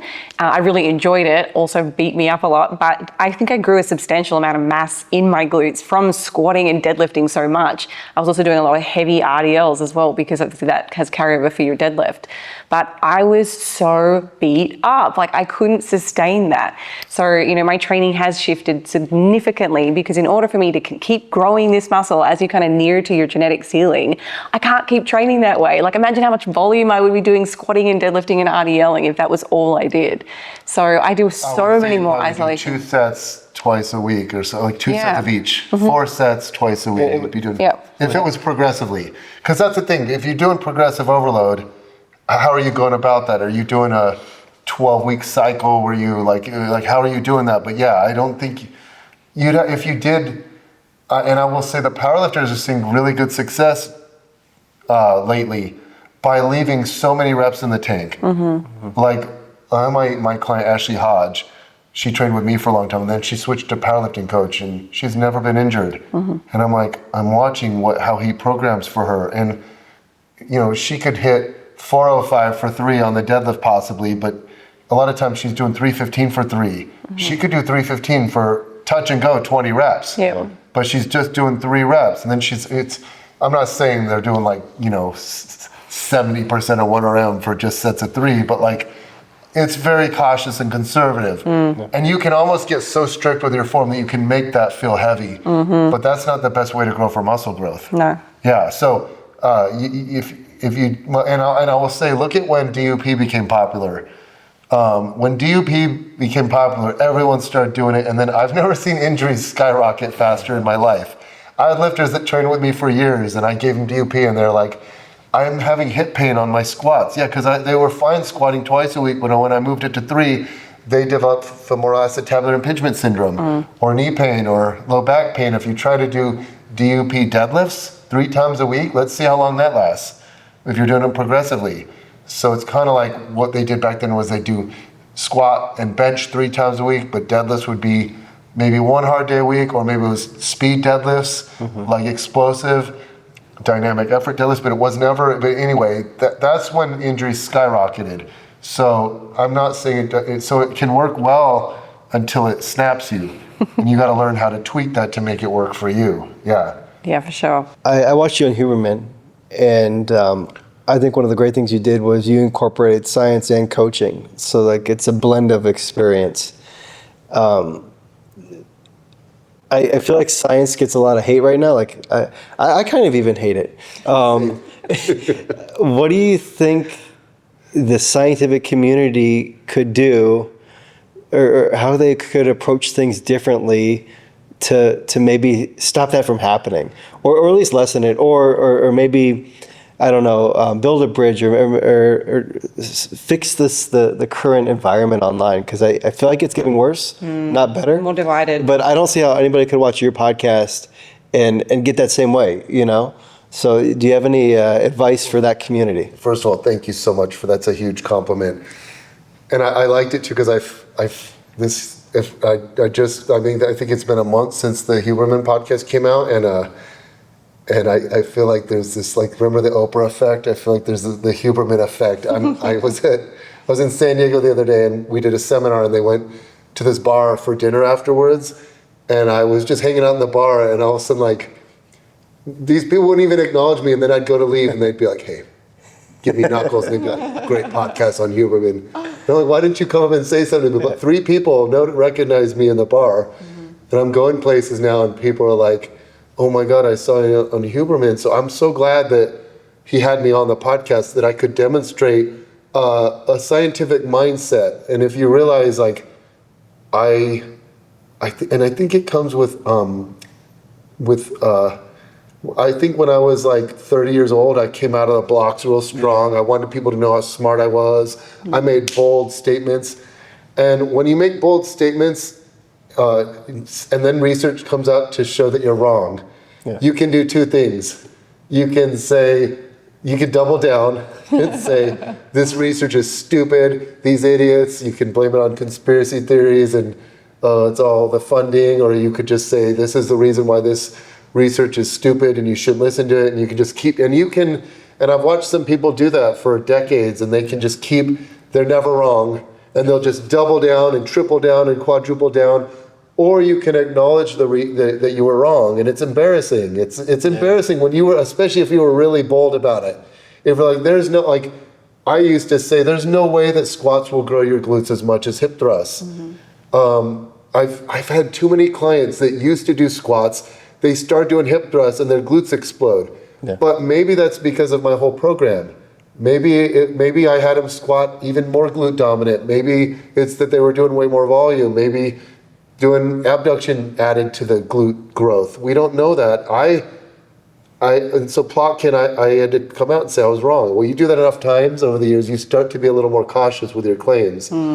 Life teaches you lessons, and you start to say, so I would say, how could it be fixed on social media? I remember when I was writing for T-Nation, and the guy I mentioned, T.C. Loma, he was the editor-in-chief for years. And he's like, the problem with you PhDs is you never say anything. Like, come out and make a claim. And I'm like, I make claims. I'm not like most PhDs. I'm bold. I'm okay making claims. But what he was saying is it's boring to be scientific. Yeah. Truly scientific is cautious. This applied to this. You get used to writing limitation sections, and it's like, this only applies to this population with this specific protocol in these circumstances, and that makes for very boring social media where you have like 3 seconds to grab someone's attention, and you got to use clickbait. And do you want to triple the size of your glutes in 2 weeks? Like, 100% muscle growth. Yeah, so stupid. And so you see it's the younger generation ruining it. Yeah. Well, and a couple of OGs that ruin it too with their clickbait. It's like, and it's so annoying to me, because you think that we could all use clickbait. But some people won't go there, and then the people who do go there get more popular, and very frustrating. They can use that for superiority. Like, they start to get like, well, I have more followers than you, and the best scientists don't have the most followers. I would say some of the best scientific communicators have the most followers. I'm thinking of, like, Jeremy Ethier and Jeff Nippert. Like,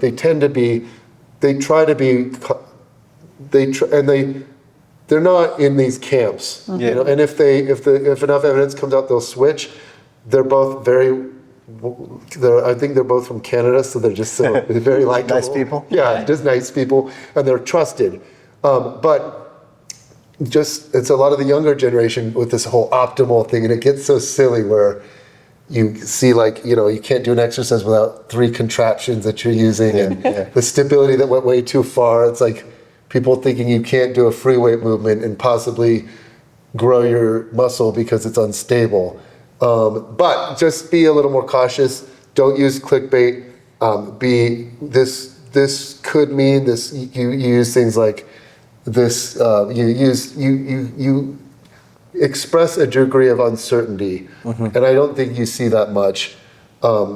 Whereas, like, I might have said in my early 30s, like, I would have been very bold about this. Blows this out of the water. This clearly shows this, and now it's more like, It could, yeah. And more research is needed to show if this.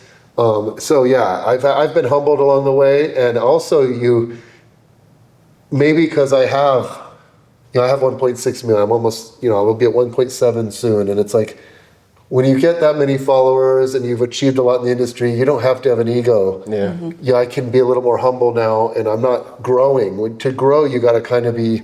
It's really sad. I know Brad Schoenfeld was telling me, some of his students were talking, and they're like, how do we stand out? If you're just starting out on Instagram and you try to be science-based, you get 3 likes. And 2 of them are family members. It's like, it's so sad. I do know that feeling. Yeah. And when I try to be very scientific, it's like it gets no reach. So you got to learn how to. It's a happy medium. Because I know, like, think of like the most reputable professors in our field. They would look at the content that I do and they'd be like, they wouldn't like it. Yeah. Because I'm a little too. But I think for the social media content creators and influencers, I'm one of the better science communicators in the sense that I don't have to claim that this comes with like maturity, because I don't have to pretend that I know everything anymore. Yeah. And that's what annoys me when, like, one of my colleagues is pretending to know something.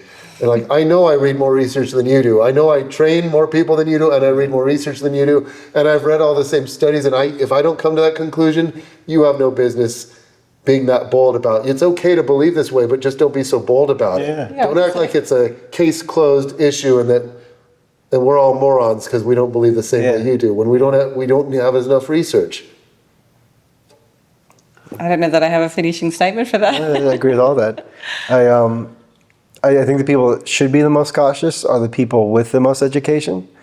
And I feel like it's almost the opposite. I see more caution from, I enjoy Jeff and Jeremy's content, and I find it non-offensive.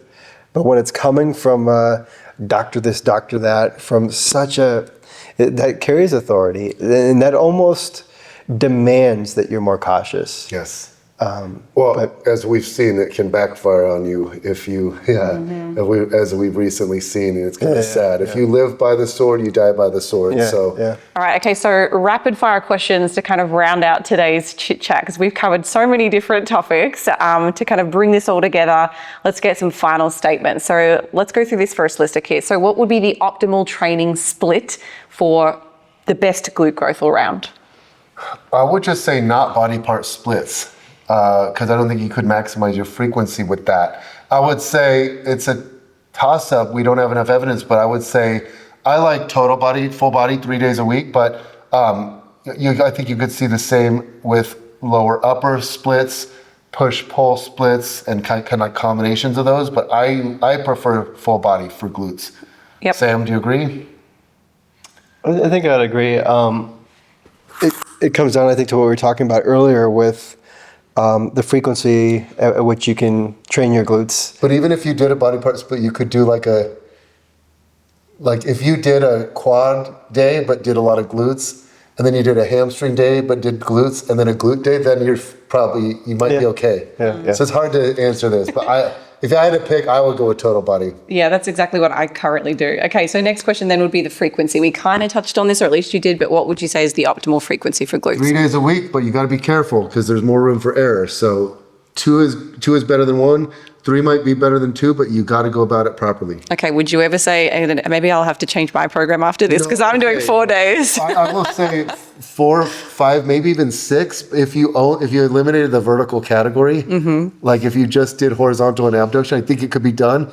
People think that's crazy, but you just don't get really sore from it. But that's an interesting hypothesis. I'd love to study it. I think it can be done, though. Okay, good to know. Well, I know N of 1 is doing it. All right, next one, exercise selection. Okay, let's talk about that in regards to glutes.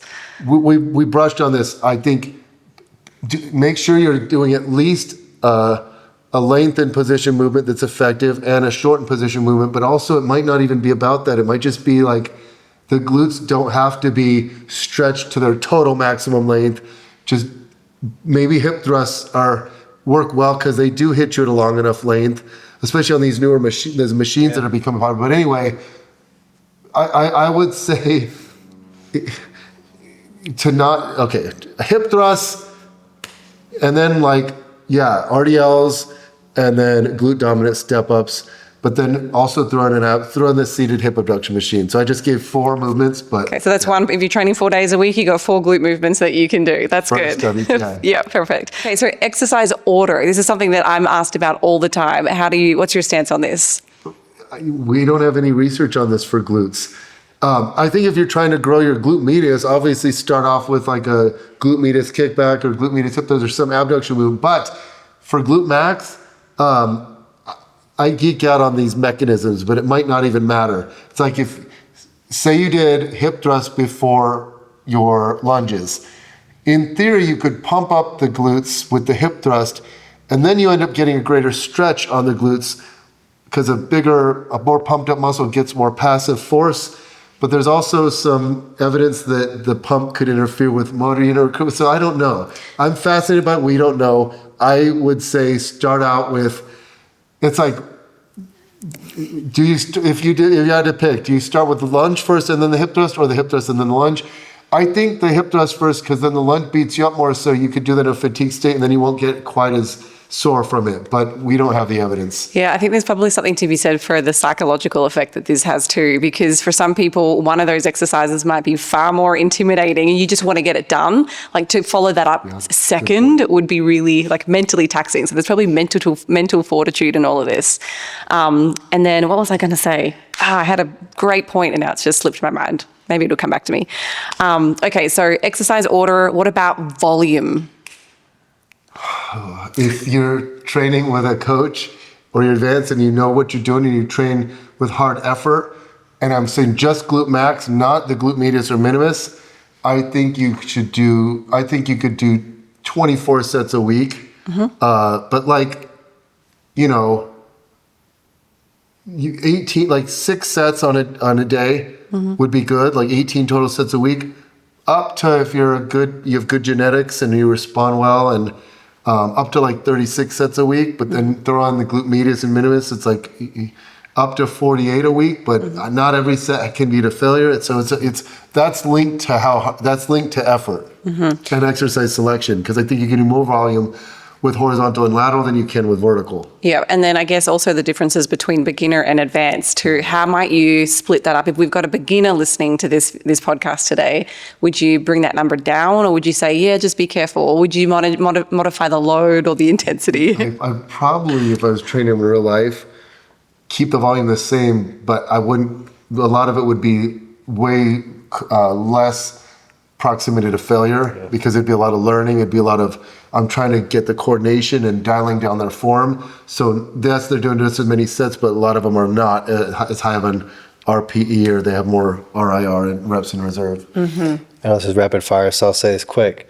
But when you said a lot of your clients do 2 sets, that's actually how I teach in my class too. I think maybe 3 to 4 is what I tell people, because you have that insurance policy that if you didn't train hard enough on sets 1 and 2, maybe trained people are better at really truly training with intensity. And when you truly train with intensity, I think sets 3 and 4, like, just rest, recover. And I think that explains some of the science too. Like 4 sets, okay, in this study it's better, but did you have 25 people that are training how you train your clients in the gym? Right. And if you train like that, then maybe you can get away with less volume. So I like that you said that, and I think that's one of those areas where you have to think a little bit outside the science and use the experience to inform it. Great answers. Okay, moving into load. So we talked traditional high load training versus low load training. What's your take on this for glutes? The optimal load, in general, like 6 to 12, but it depends on the exercise category, and here's why. If you only do super high reps, it just gets daunting to set PRs. and you could get a little more sore from the higher loads. So using progressive overload, trying to get if you put it into perspective and say you can hip thrust, you're advanced and you can hip thrust 315 for 20, then the next week you're going for 320 for 20 or 315 for 21. There's also an efficiency conversation here too. Yeah, I mean, if you want to get through your gym session in under an hour, there's probably some benefits to training with that traditional high I'm so glad load. you brought this up, because if you did 315 for 21 instead of PR, how long is it going to take for your heart rate to get back down? No one talks about this, but yeah, I had a client the other day. She's like, look, my heart rate's at 190 right now. 190. Wow. And we were waiting. It took This is close to max. yeah, that's what I think. She's like, Damn. and she was older too. I'm like, this might be like, I told her you should go to a cardiologist. It was at a seminar I was at. But anyway, I've had times where I did a walking lunge sit to failure, and I sat there for 10 straight minutes and my heart rate was still through the roof. So anyway, there's an efficiency aspect to that. Here's the deal too though. Have you ever tried to do sets of 6 with abduction? Yeah, that's really tough. Seated hip abduction. It It's just weird. hurts. It doesn't Yeah. feel right. So I think you should use variety, but I do like, I will say for some muscles, like seated hip adduction, I can do the stack on my machine for 70 reps and it gets me super sore. But if I throw on a 100-pound plate onto the stack through like a gym pin, I can do 25. And if I throw 200-pound plates, I can do 8. And if I did 2 sets of 8, it wouldn't get me nearly as sore as 1 set of 70. So I do think that some muscles can get more sore with higher reps. So yeah, 6 to 12 is a sweet spot, because as you've seen in the study you're doing right now, when you only do super heavy, your joints get beat up a little more. It happens in every training study where you're doing a heavy load for progressive overload for 10 straight weeks, they get beat to smithereens. But the high rep groups, you initially see dropouts because they throw up. And that gets tough. So if you start off the gates going to failure with 20 to 30 reps on compound movements, they throw up. You do improve your buffering capacity, but it's just daunting. So that's why I think 6 to 12 is the sweet spot. Or have a variety in your program. Yes. You don't have to just pick the same rep range for every movement. I have a lot of variety in mine. Or I do pyramids just for the one exercise, as I've been doing it for so long. I'm looking to not be bored out of my brains. So That's a hard one to give a quick phrase. Yeah. Variety. The answer is variety. okay, next one. RPE, effort, intensity of your lift. I mean, 10 years ago, I would have said go to failure on most of your sets. Now I would say leave 1 to 2 reps in reserve most of the time. But also I think that's exercise. On the short position movements, on hip thrusts, on like a lot of the abduction movements, you either get like you get like 80% of your range of motion on your last rep, or you have to like explode. Yeah, or you're using your spine. Yeah, those you can go to like hip thrusts. I don't know. You've seen with deadlifts where people are like convulsing, like having like almost, it looks like they're having a seizure while they're doing their last rep. You can't tell me that's not going to induce CNS fatigue when you go to that extent. And when you go to hip thrust, you're never like shaking like that. You're just kind of like, you try for an extra rep, you only get 3/4 the way up, it's no big deal. So shortened position movements, go to failure more often, but it's okay to leave a rep or two in the tank. But vertical movements, just try to really technical failure, be really aware, because I remember I posted this on Instagram. Okay, this is rapid fire, sorry. I posted on Instagram, where's failure? I did a set of 12 reps with 315 on the squat. And as the set goes on, I start teeter-tottering it up. I shoot my hips up because my hamstrings are really strong. And I'm wanting to turn it more into good morning. My quads are way weaker than my posterior chain. So where's failure? Some people would say at 12, but some people would say you didn't fail. Yeah. You didn't come up and actually fail and have to dump the bar, come down to the squat supports. So anyway, some people, we were tied between some people saying you failed at 6. That's when your form started to break down. Other people said it's an interesting debate. But anyway, effort, we have learned now that you don't have to go so crazy and take every set to failure. Leave 1 to 2 reps in reserve on a lot of your sets. Yeah, I love But that it. depends on how much volume you're doing also. I think for me, just real quick to finish my thoughts here, I am exercise like dependent. So again, if it's an isolation movement, I feel much more confident going to failure on those, knowing that it's low risk. I'm not probably going to injure myself, on a hip abduction like you described. So yeah, I'll program those with a higher RPE. But again, as I've gotten more wise over the years, I've definitely started to temper the frequency of RPE 10s. Like I don't do that often anymore. It's got to be a special occasion where I'm really thinking about, okay, what's my max today, Okay, so moving on to the next one, rest periods. That's often chat about. What's your take on rest periods? I'm big on 2 minutes in general, but I think for when you're going for a PR, rest up to 5 minutes if you want. You got to get psyched up. Rest as much as you need to be psyched when you're going for a PR. When you're not going up for a PR, in general, 2 to 3 minutes. And then towards the end of your workout, if you're kind of like, you're on your third or fourth or, depending on how many exercises you do, sometimes you're just going for, I don't want to say metabolic stress or the pump. I'm not saying we know that those contribute to muscle growth, but you just know it when you're doing it, when you're just trying to check off a box and do it, complete it just in case it can lead to more growth. You could do 90 sets, even a minute maybe, but I don't recover quickly. My heart rate stays. So I think it depends, but I would say in general, 2 or 3 minutes, depending on how hard you train, your effort, and depending on the exercise in question. But it could be 3 minutes, it could be 1 minute. Hell, it could be 6 minutes sometimes if you're really getting in the zone for a PR. But you do want to keep things consistent. So if you're going for a volume PR, like I'm going for 3 sets of 10 PR, then do keep your rest times consistent. Don't just wing it. Yeah. I think, again, I would come back to the good old question of, is it a compound or an isolation? I might shorten my rest to even as few as 60 seconds for something that's a smaller muscle group.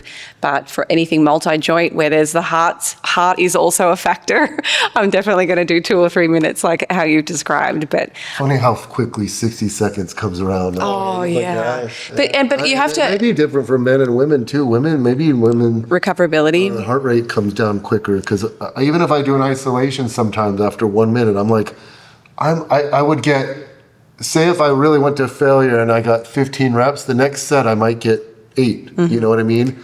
But maybe I could improve upon that if I did it more often. Yeah, and I think also if you are doing or implementing shorter rest periods, just be aware that your volume is going to come down. So that's not necessarily detrimental to hypertrophy or muscle growth.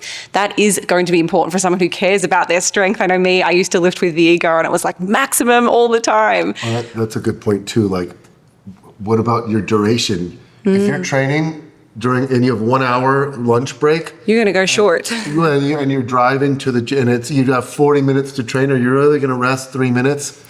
There's an assumption that if you have an unlimited time to train, but if you are training in a window and you have a small window to train, then you might want to do drop sets. Then you might want to do paired supersets and be more efficient and take less rest times.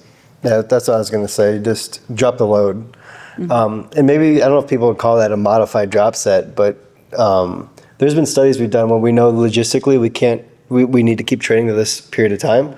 So we had shorter rest periods and we would decrease the load between sets to keep them in the rep range. Yeah. So. Yep. Good one. Okay, so 2 more to go. Tempo is my second last one. Rapid fire.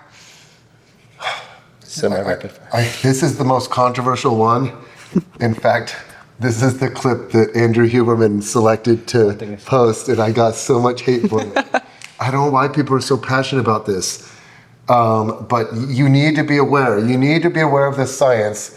I know that half of the listeners out here are going to say, what?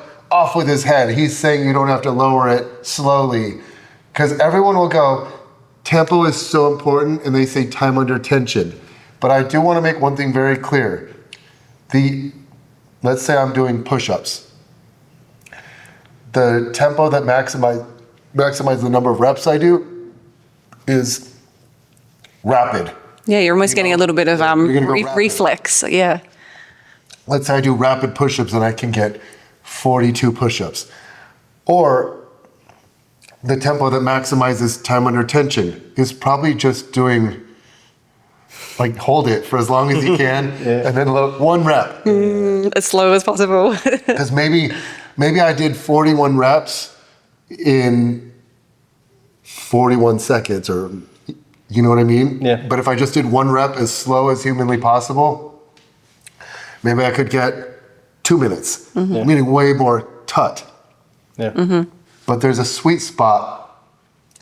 It's not the most rapid that maximizes hypertrophy, and it's not the most prolonged that maximizes hypertrophy. It's somewhere in the middle there, but there's a wide range. You could do your reps explosively, lasting even 1 or 2 seconds, or you could do them under more control, lasting 6 seconds, 2 seconds up, 4 seconds down. I will say it depends on the movement, though, because that's what I think is funny when I remember talking to someone about this like 15 years ago. Like, this is how you know who is an actual coach. When you read someone's program and they give a tempo prescription and they say 2 seconds up, 4 seconds down, and it's like shrugs. Oh gosh. Or even like, yeah. So imagine that. Okay, let's imagine this. I'm doing a shrug. 1001, 1002, and then a 4-second lowering. 1001, 1002, 1003, 1004. That's so silly. When you see the way the world trains with shrugs, you just go like this. It's not even 1 second per rep. Same with calf raises, same with, but anyway, everyone listening to this will think that, like, There's something magical. You can't just like drop the weight, but like, let's say I'm doing a curl. You can't just let it go, because it would create a lot of joint damage. Like you'd let it go and then catch it here, and it would. So even if you're doing it rapidly, you are somewhat controlling the eccentric, and there is, according to the force velocity relationship, eccentric tension on the muscle, like muscle force, is higher with more rapid contractions, which is not the case with concentric contractions. Like the more slow you can develop more force. Slow, it has to be slow for concentric, but rapid for eccentric. But anyway,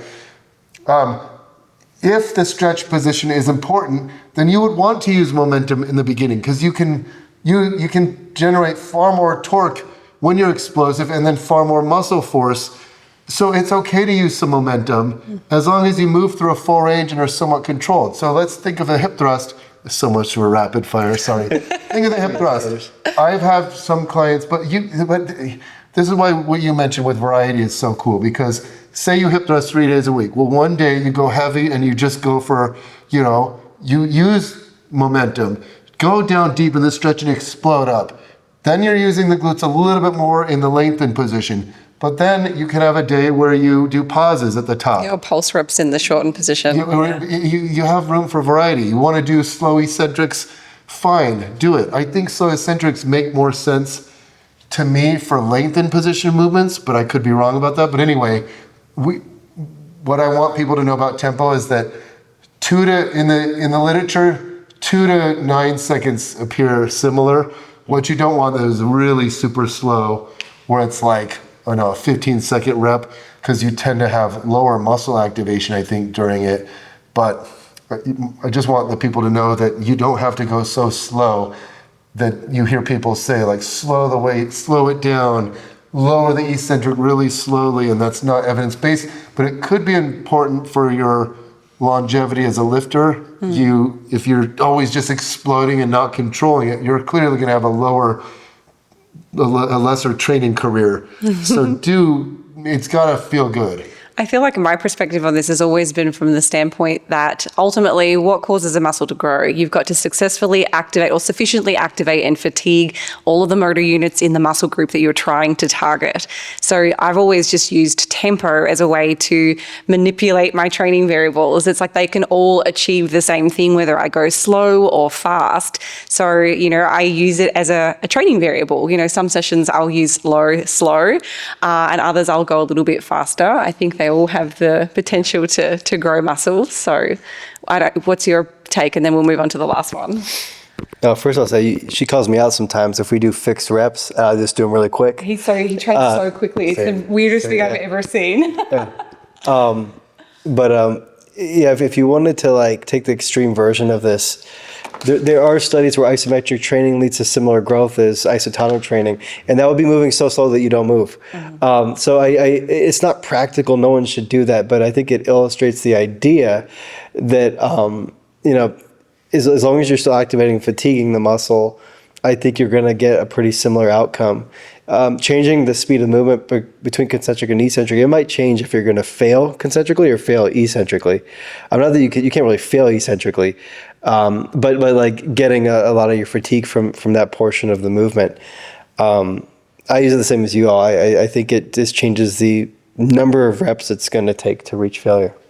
Yeah, so it's really just a manipulator of reps, really, time as well. Okay, last. And then it's personal preference. Would you rather be explosive and get more reps, but a little bit less time, or do you like lifting a little slower? And I think you can grow to like the other more. If I have clients with a Pilates and yoga background, they're always like, and I'm always like, move the load. Let me see. Go faster. Like, yeah, explode up. Come on. And then if I train an athlete and they're still explosive, I'm like, slow it down. So yeah, it's all about control. I'll be honest, most of my sets half of them are fast and the second half of my set's slow. Yeah. Because I realize I'm just trying to get through this and I'll slow down. All right, well, let's move on to the last one. I think we've come to the consensus there that tempo, there's a wide range of variability. One is not inherently better than others. We've got studies that show isometric can be the same as isotonic repetitions, which is literally, isometric is holding it still. So we've got lots of flexibility there. Last one is periodization. What's your take on periodization when it comes to growing glutes? Should there be periodization? Do we need periodization, or is that nonsense? I personally surmise, I don't have evidence to support this, but I think the best periodization strategy for long-term glute growth over the long haul is just what I do in my program, which is rotate the focus. Some months focus on the hip thrust, some months focus on the squat, some months focus on the deadlift, or a variation of them. But you mix around the movement patterns. So you're always doing all the main movement patterns, but you're focusing on one. The others are on the back burner, they're in maintenance mode. You're not gonna get as many injuries this way. And also, if a movement isn't right for you, don't do it, or find a variation that does feel good. But my point is, when people think of periodization, what does it mean? Planning your workouts, trying to incorporate some sort of strategy. I've never really seen much strategy from any coach out there ever. Yeah, I think that's to me what you've just described is more like exercise periodization. But I think maybe there are some conflicting beliefs like on the social media space with fitness influencers about what it's actually referring to. I think I've always taken it as, I guess you're trying to manage stresses. So as one thing is becoming more and more stressful, whether it's volume, whether it's external stress, whatever it might be, you need to be able to compensate in some other way and modify another variable. So it's almost like managing stress. I know you've studied and published plenty of papers on this. Maybe you could share your perspective. But what you're saying is important, because it's like, the only thing I ever read on periodization, it's like periodization means planning your workouts, but and then you read all the greats by all the Soviets and all the different people, and it was like, what do they manipulate? Load and volume. Volume intensity. Load, volume, and intensity. Volume and load and effort. So load and effort will go up. Yeah. And volume goes down. A lot of it existed in sport, though. Like a lot of those original studies, it implied that football is happening at the same time. In football, your time playing football increased, so your time lifting weights had to decrease. So that's why I think a lot of those studies. I thought it was more for like Olympic sports, but like, yeah, it was peaking at a certain. Yeah. But they plan out like 4 years sometimes, like Olympic, you know. I think in the United States, at least when I was coming up through school, periodization meant fancy programming to a lot of people. And I think finally, in the last few years, it's come back to stress management and just not doing the same thing indefinitely, switching it up and trying to have longevity in your training.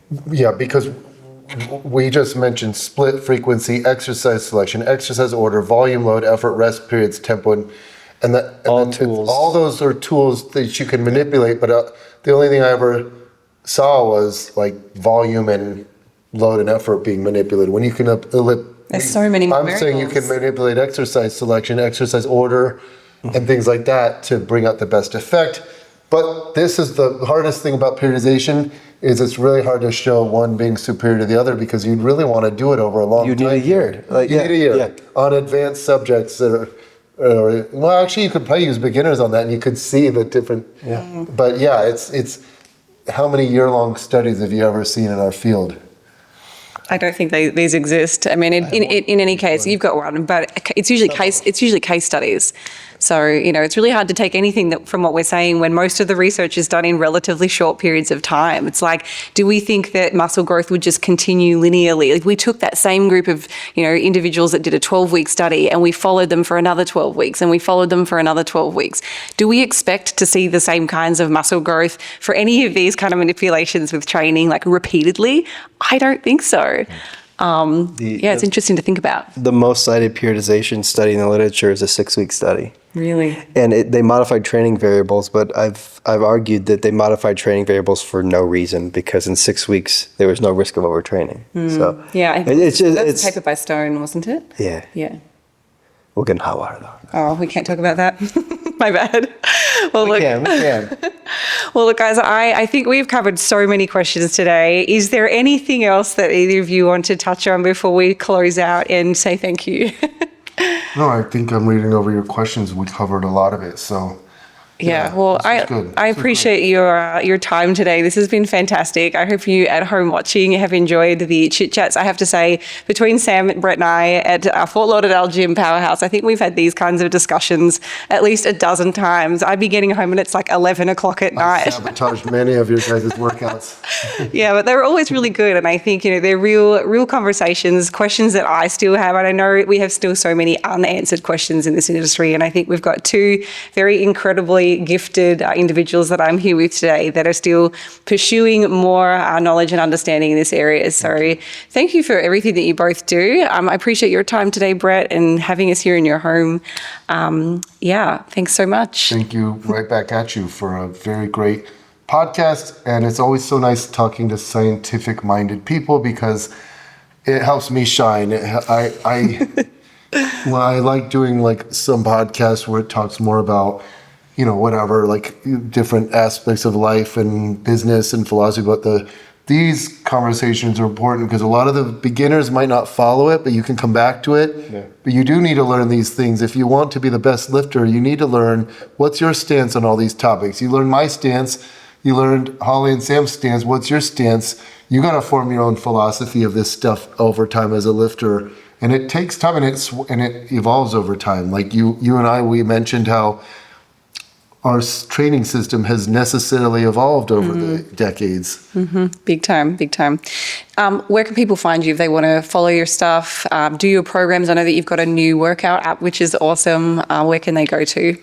I mean, I do my own Instagram account. Although now you can invite a collaborator, so they just offered that. So I wanted to start having my social media person post some stuff. But I'm most active on Instagram. I have someone else do the TikTok and the YouTube, and then I have it like automatically go to Facebook and what's the Threads. But I'm on Instagram. Awesome. I used to say go to my blog, but I don't blog much anymore. I miss it. I miss the longer. But I mostly, like you said, I have Booty by Bret. That's my training system, and I have BC Strength as my glute training equipment. But that's all linked in my Instagram profile. Awesome. So if you need glute equipment for your home gym, or maybe you've got a commercial gym, go and check out Bret's stuff. Sam, where can people find you? I know you do a lot of research. You're less active on social media. You're truly a researcher at heart, but you put on some really good stuff. So where can people find you? I just on Instagram as @Samuel Buckner, I think. And then probably in the research. And then my USF email, which you can look up on the USF website, if you have questions about our program. I just double checked that you are Samuel Buckner. Yeah. Well, I appreciate both of your time, and I guess let's go lift.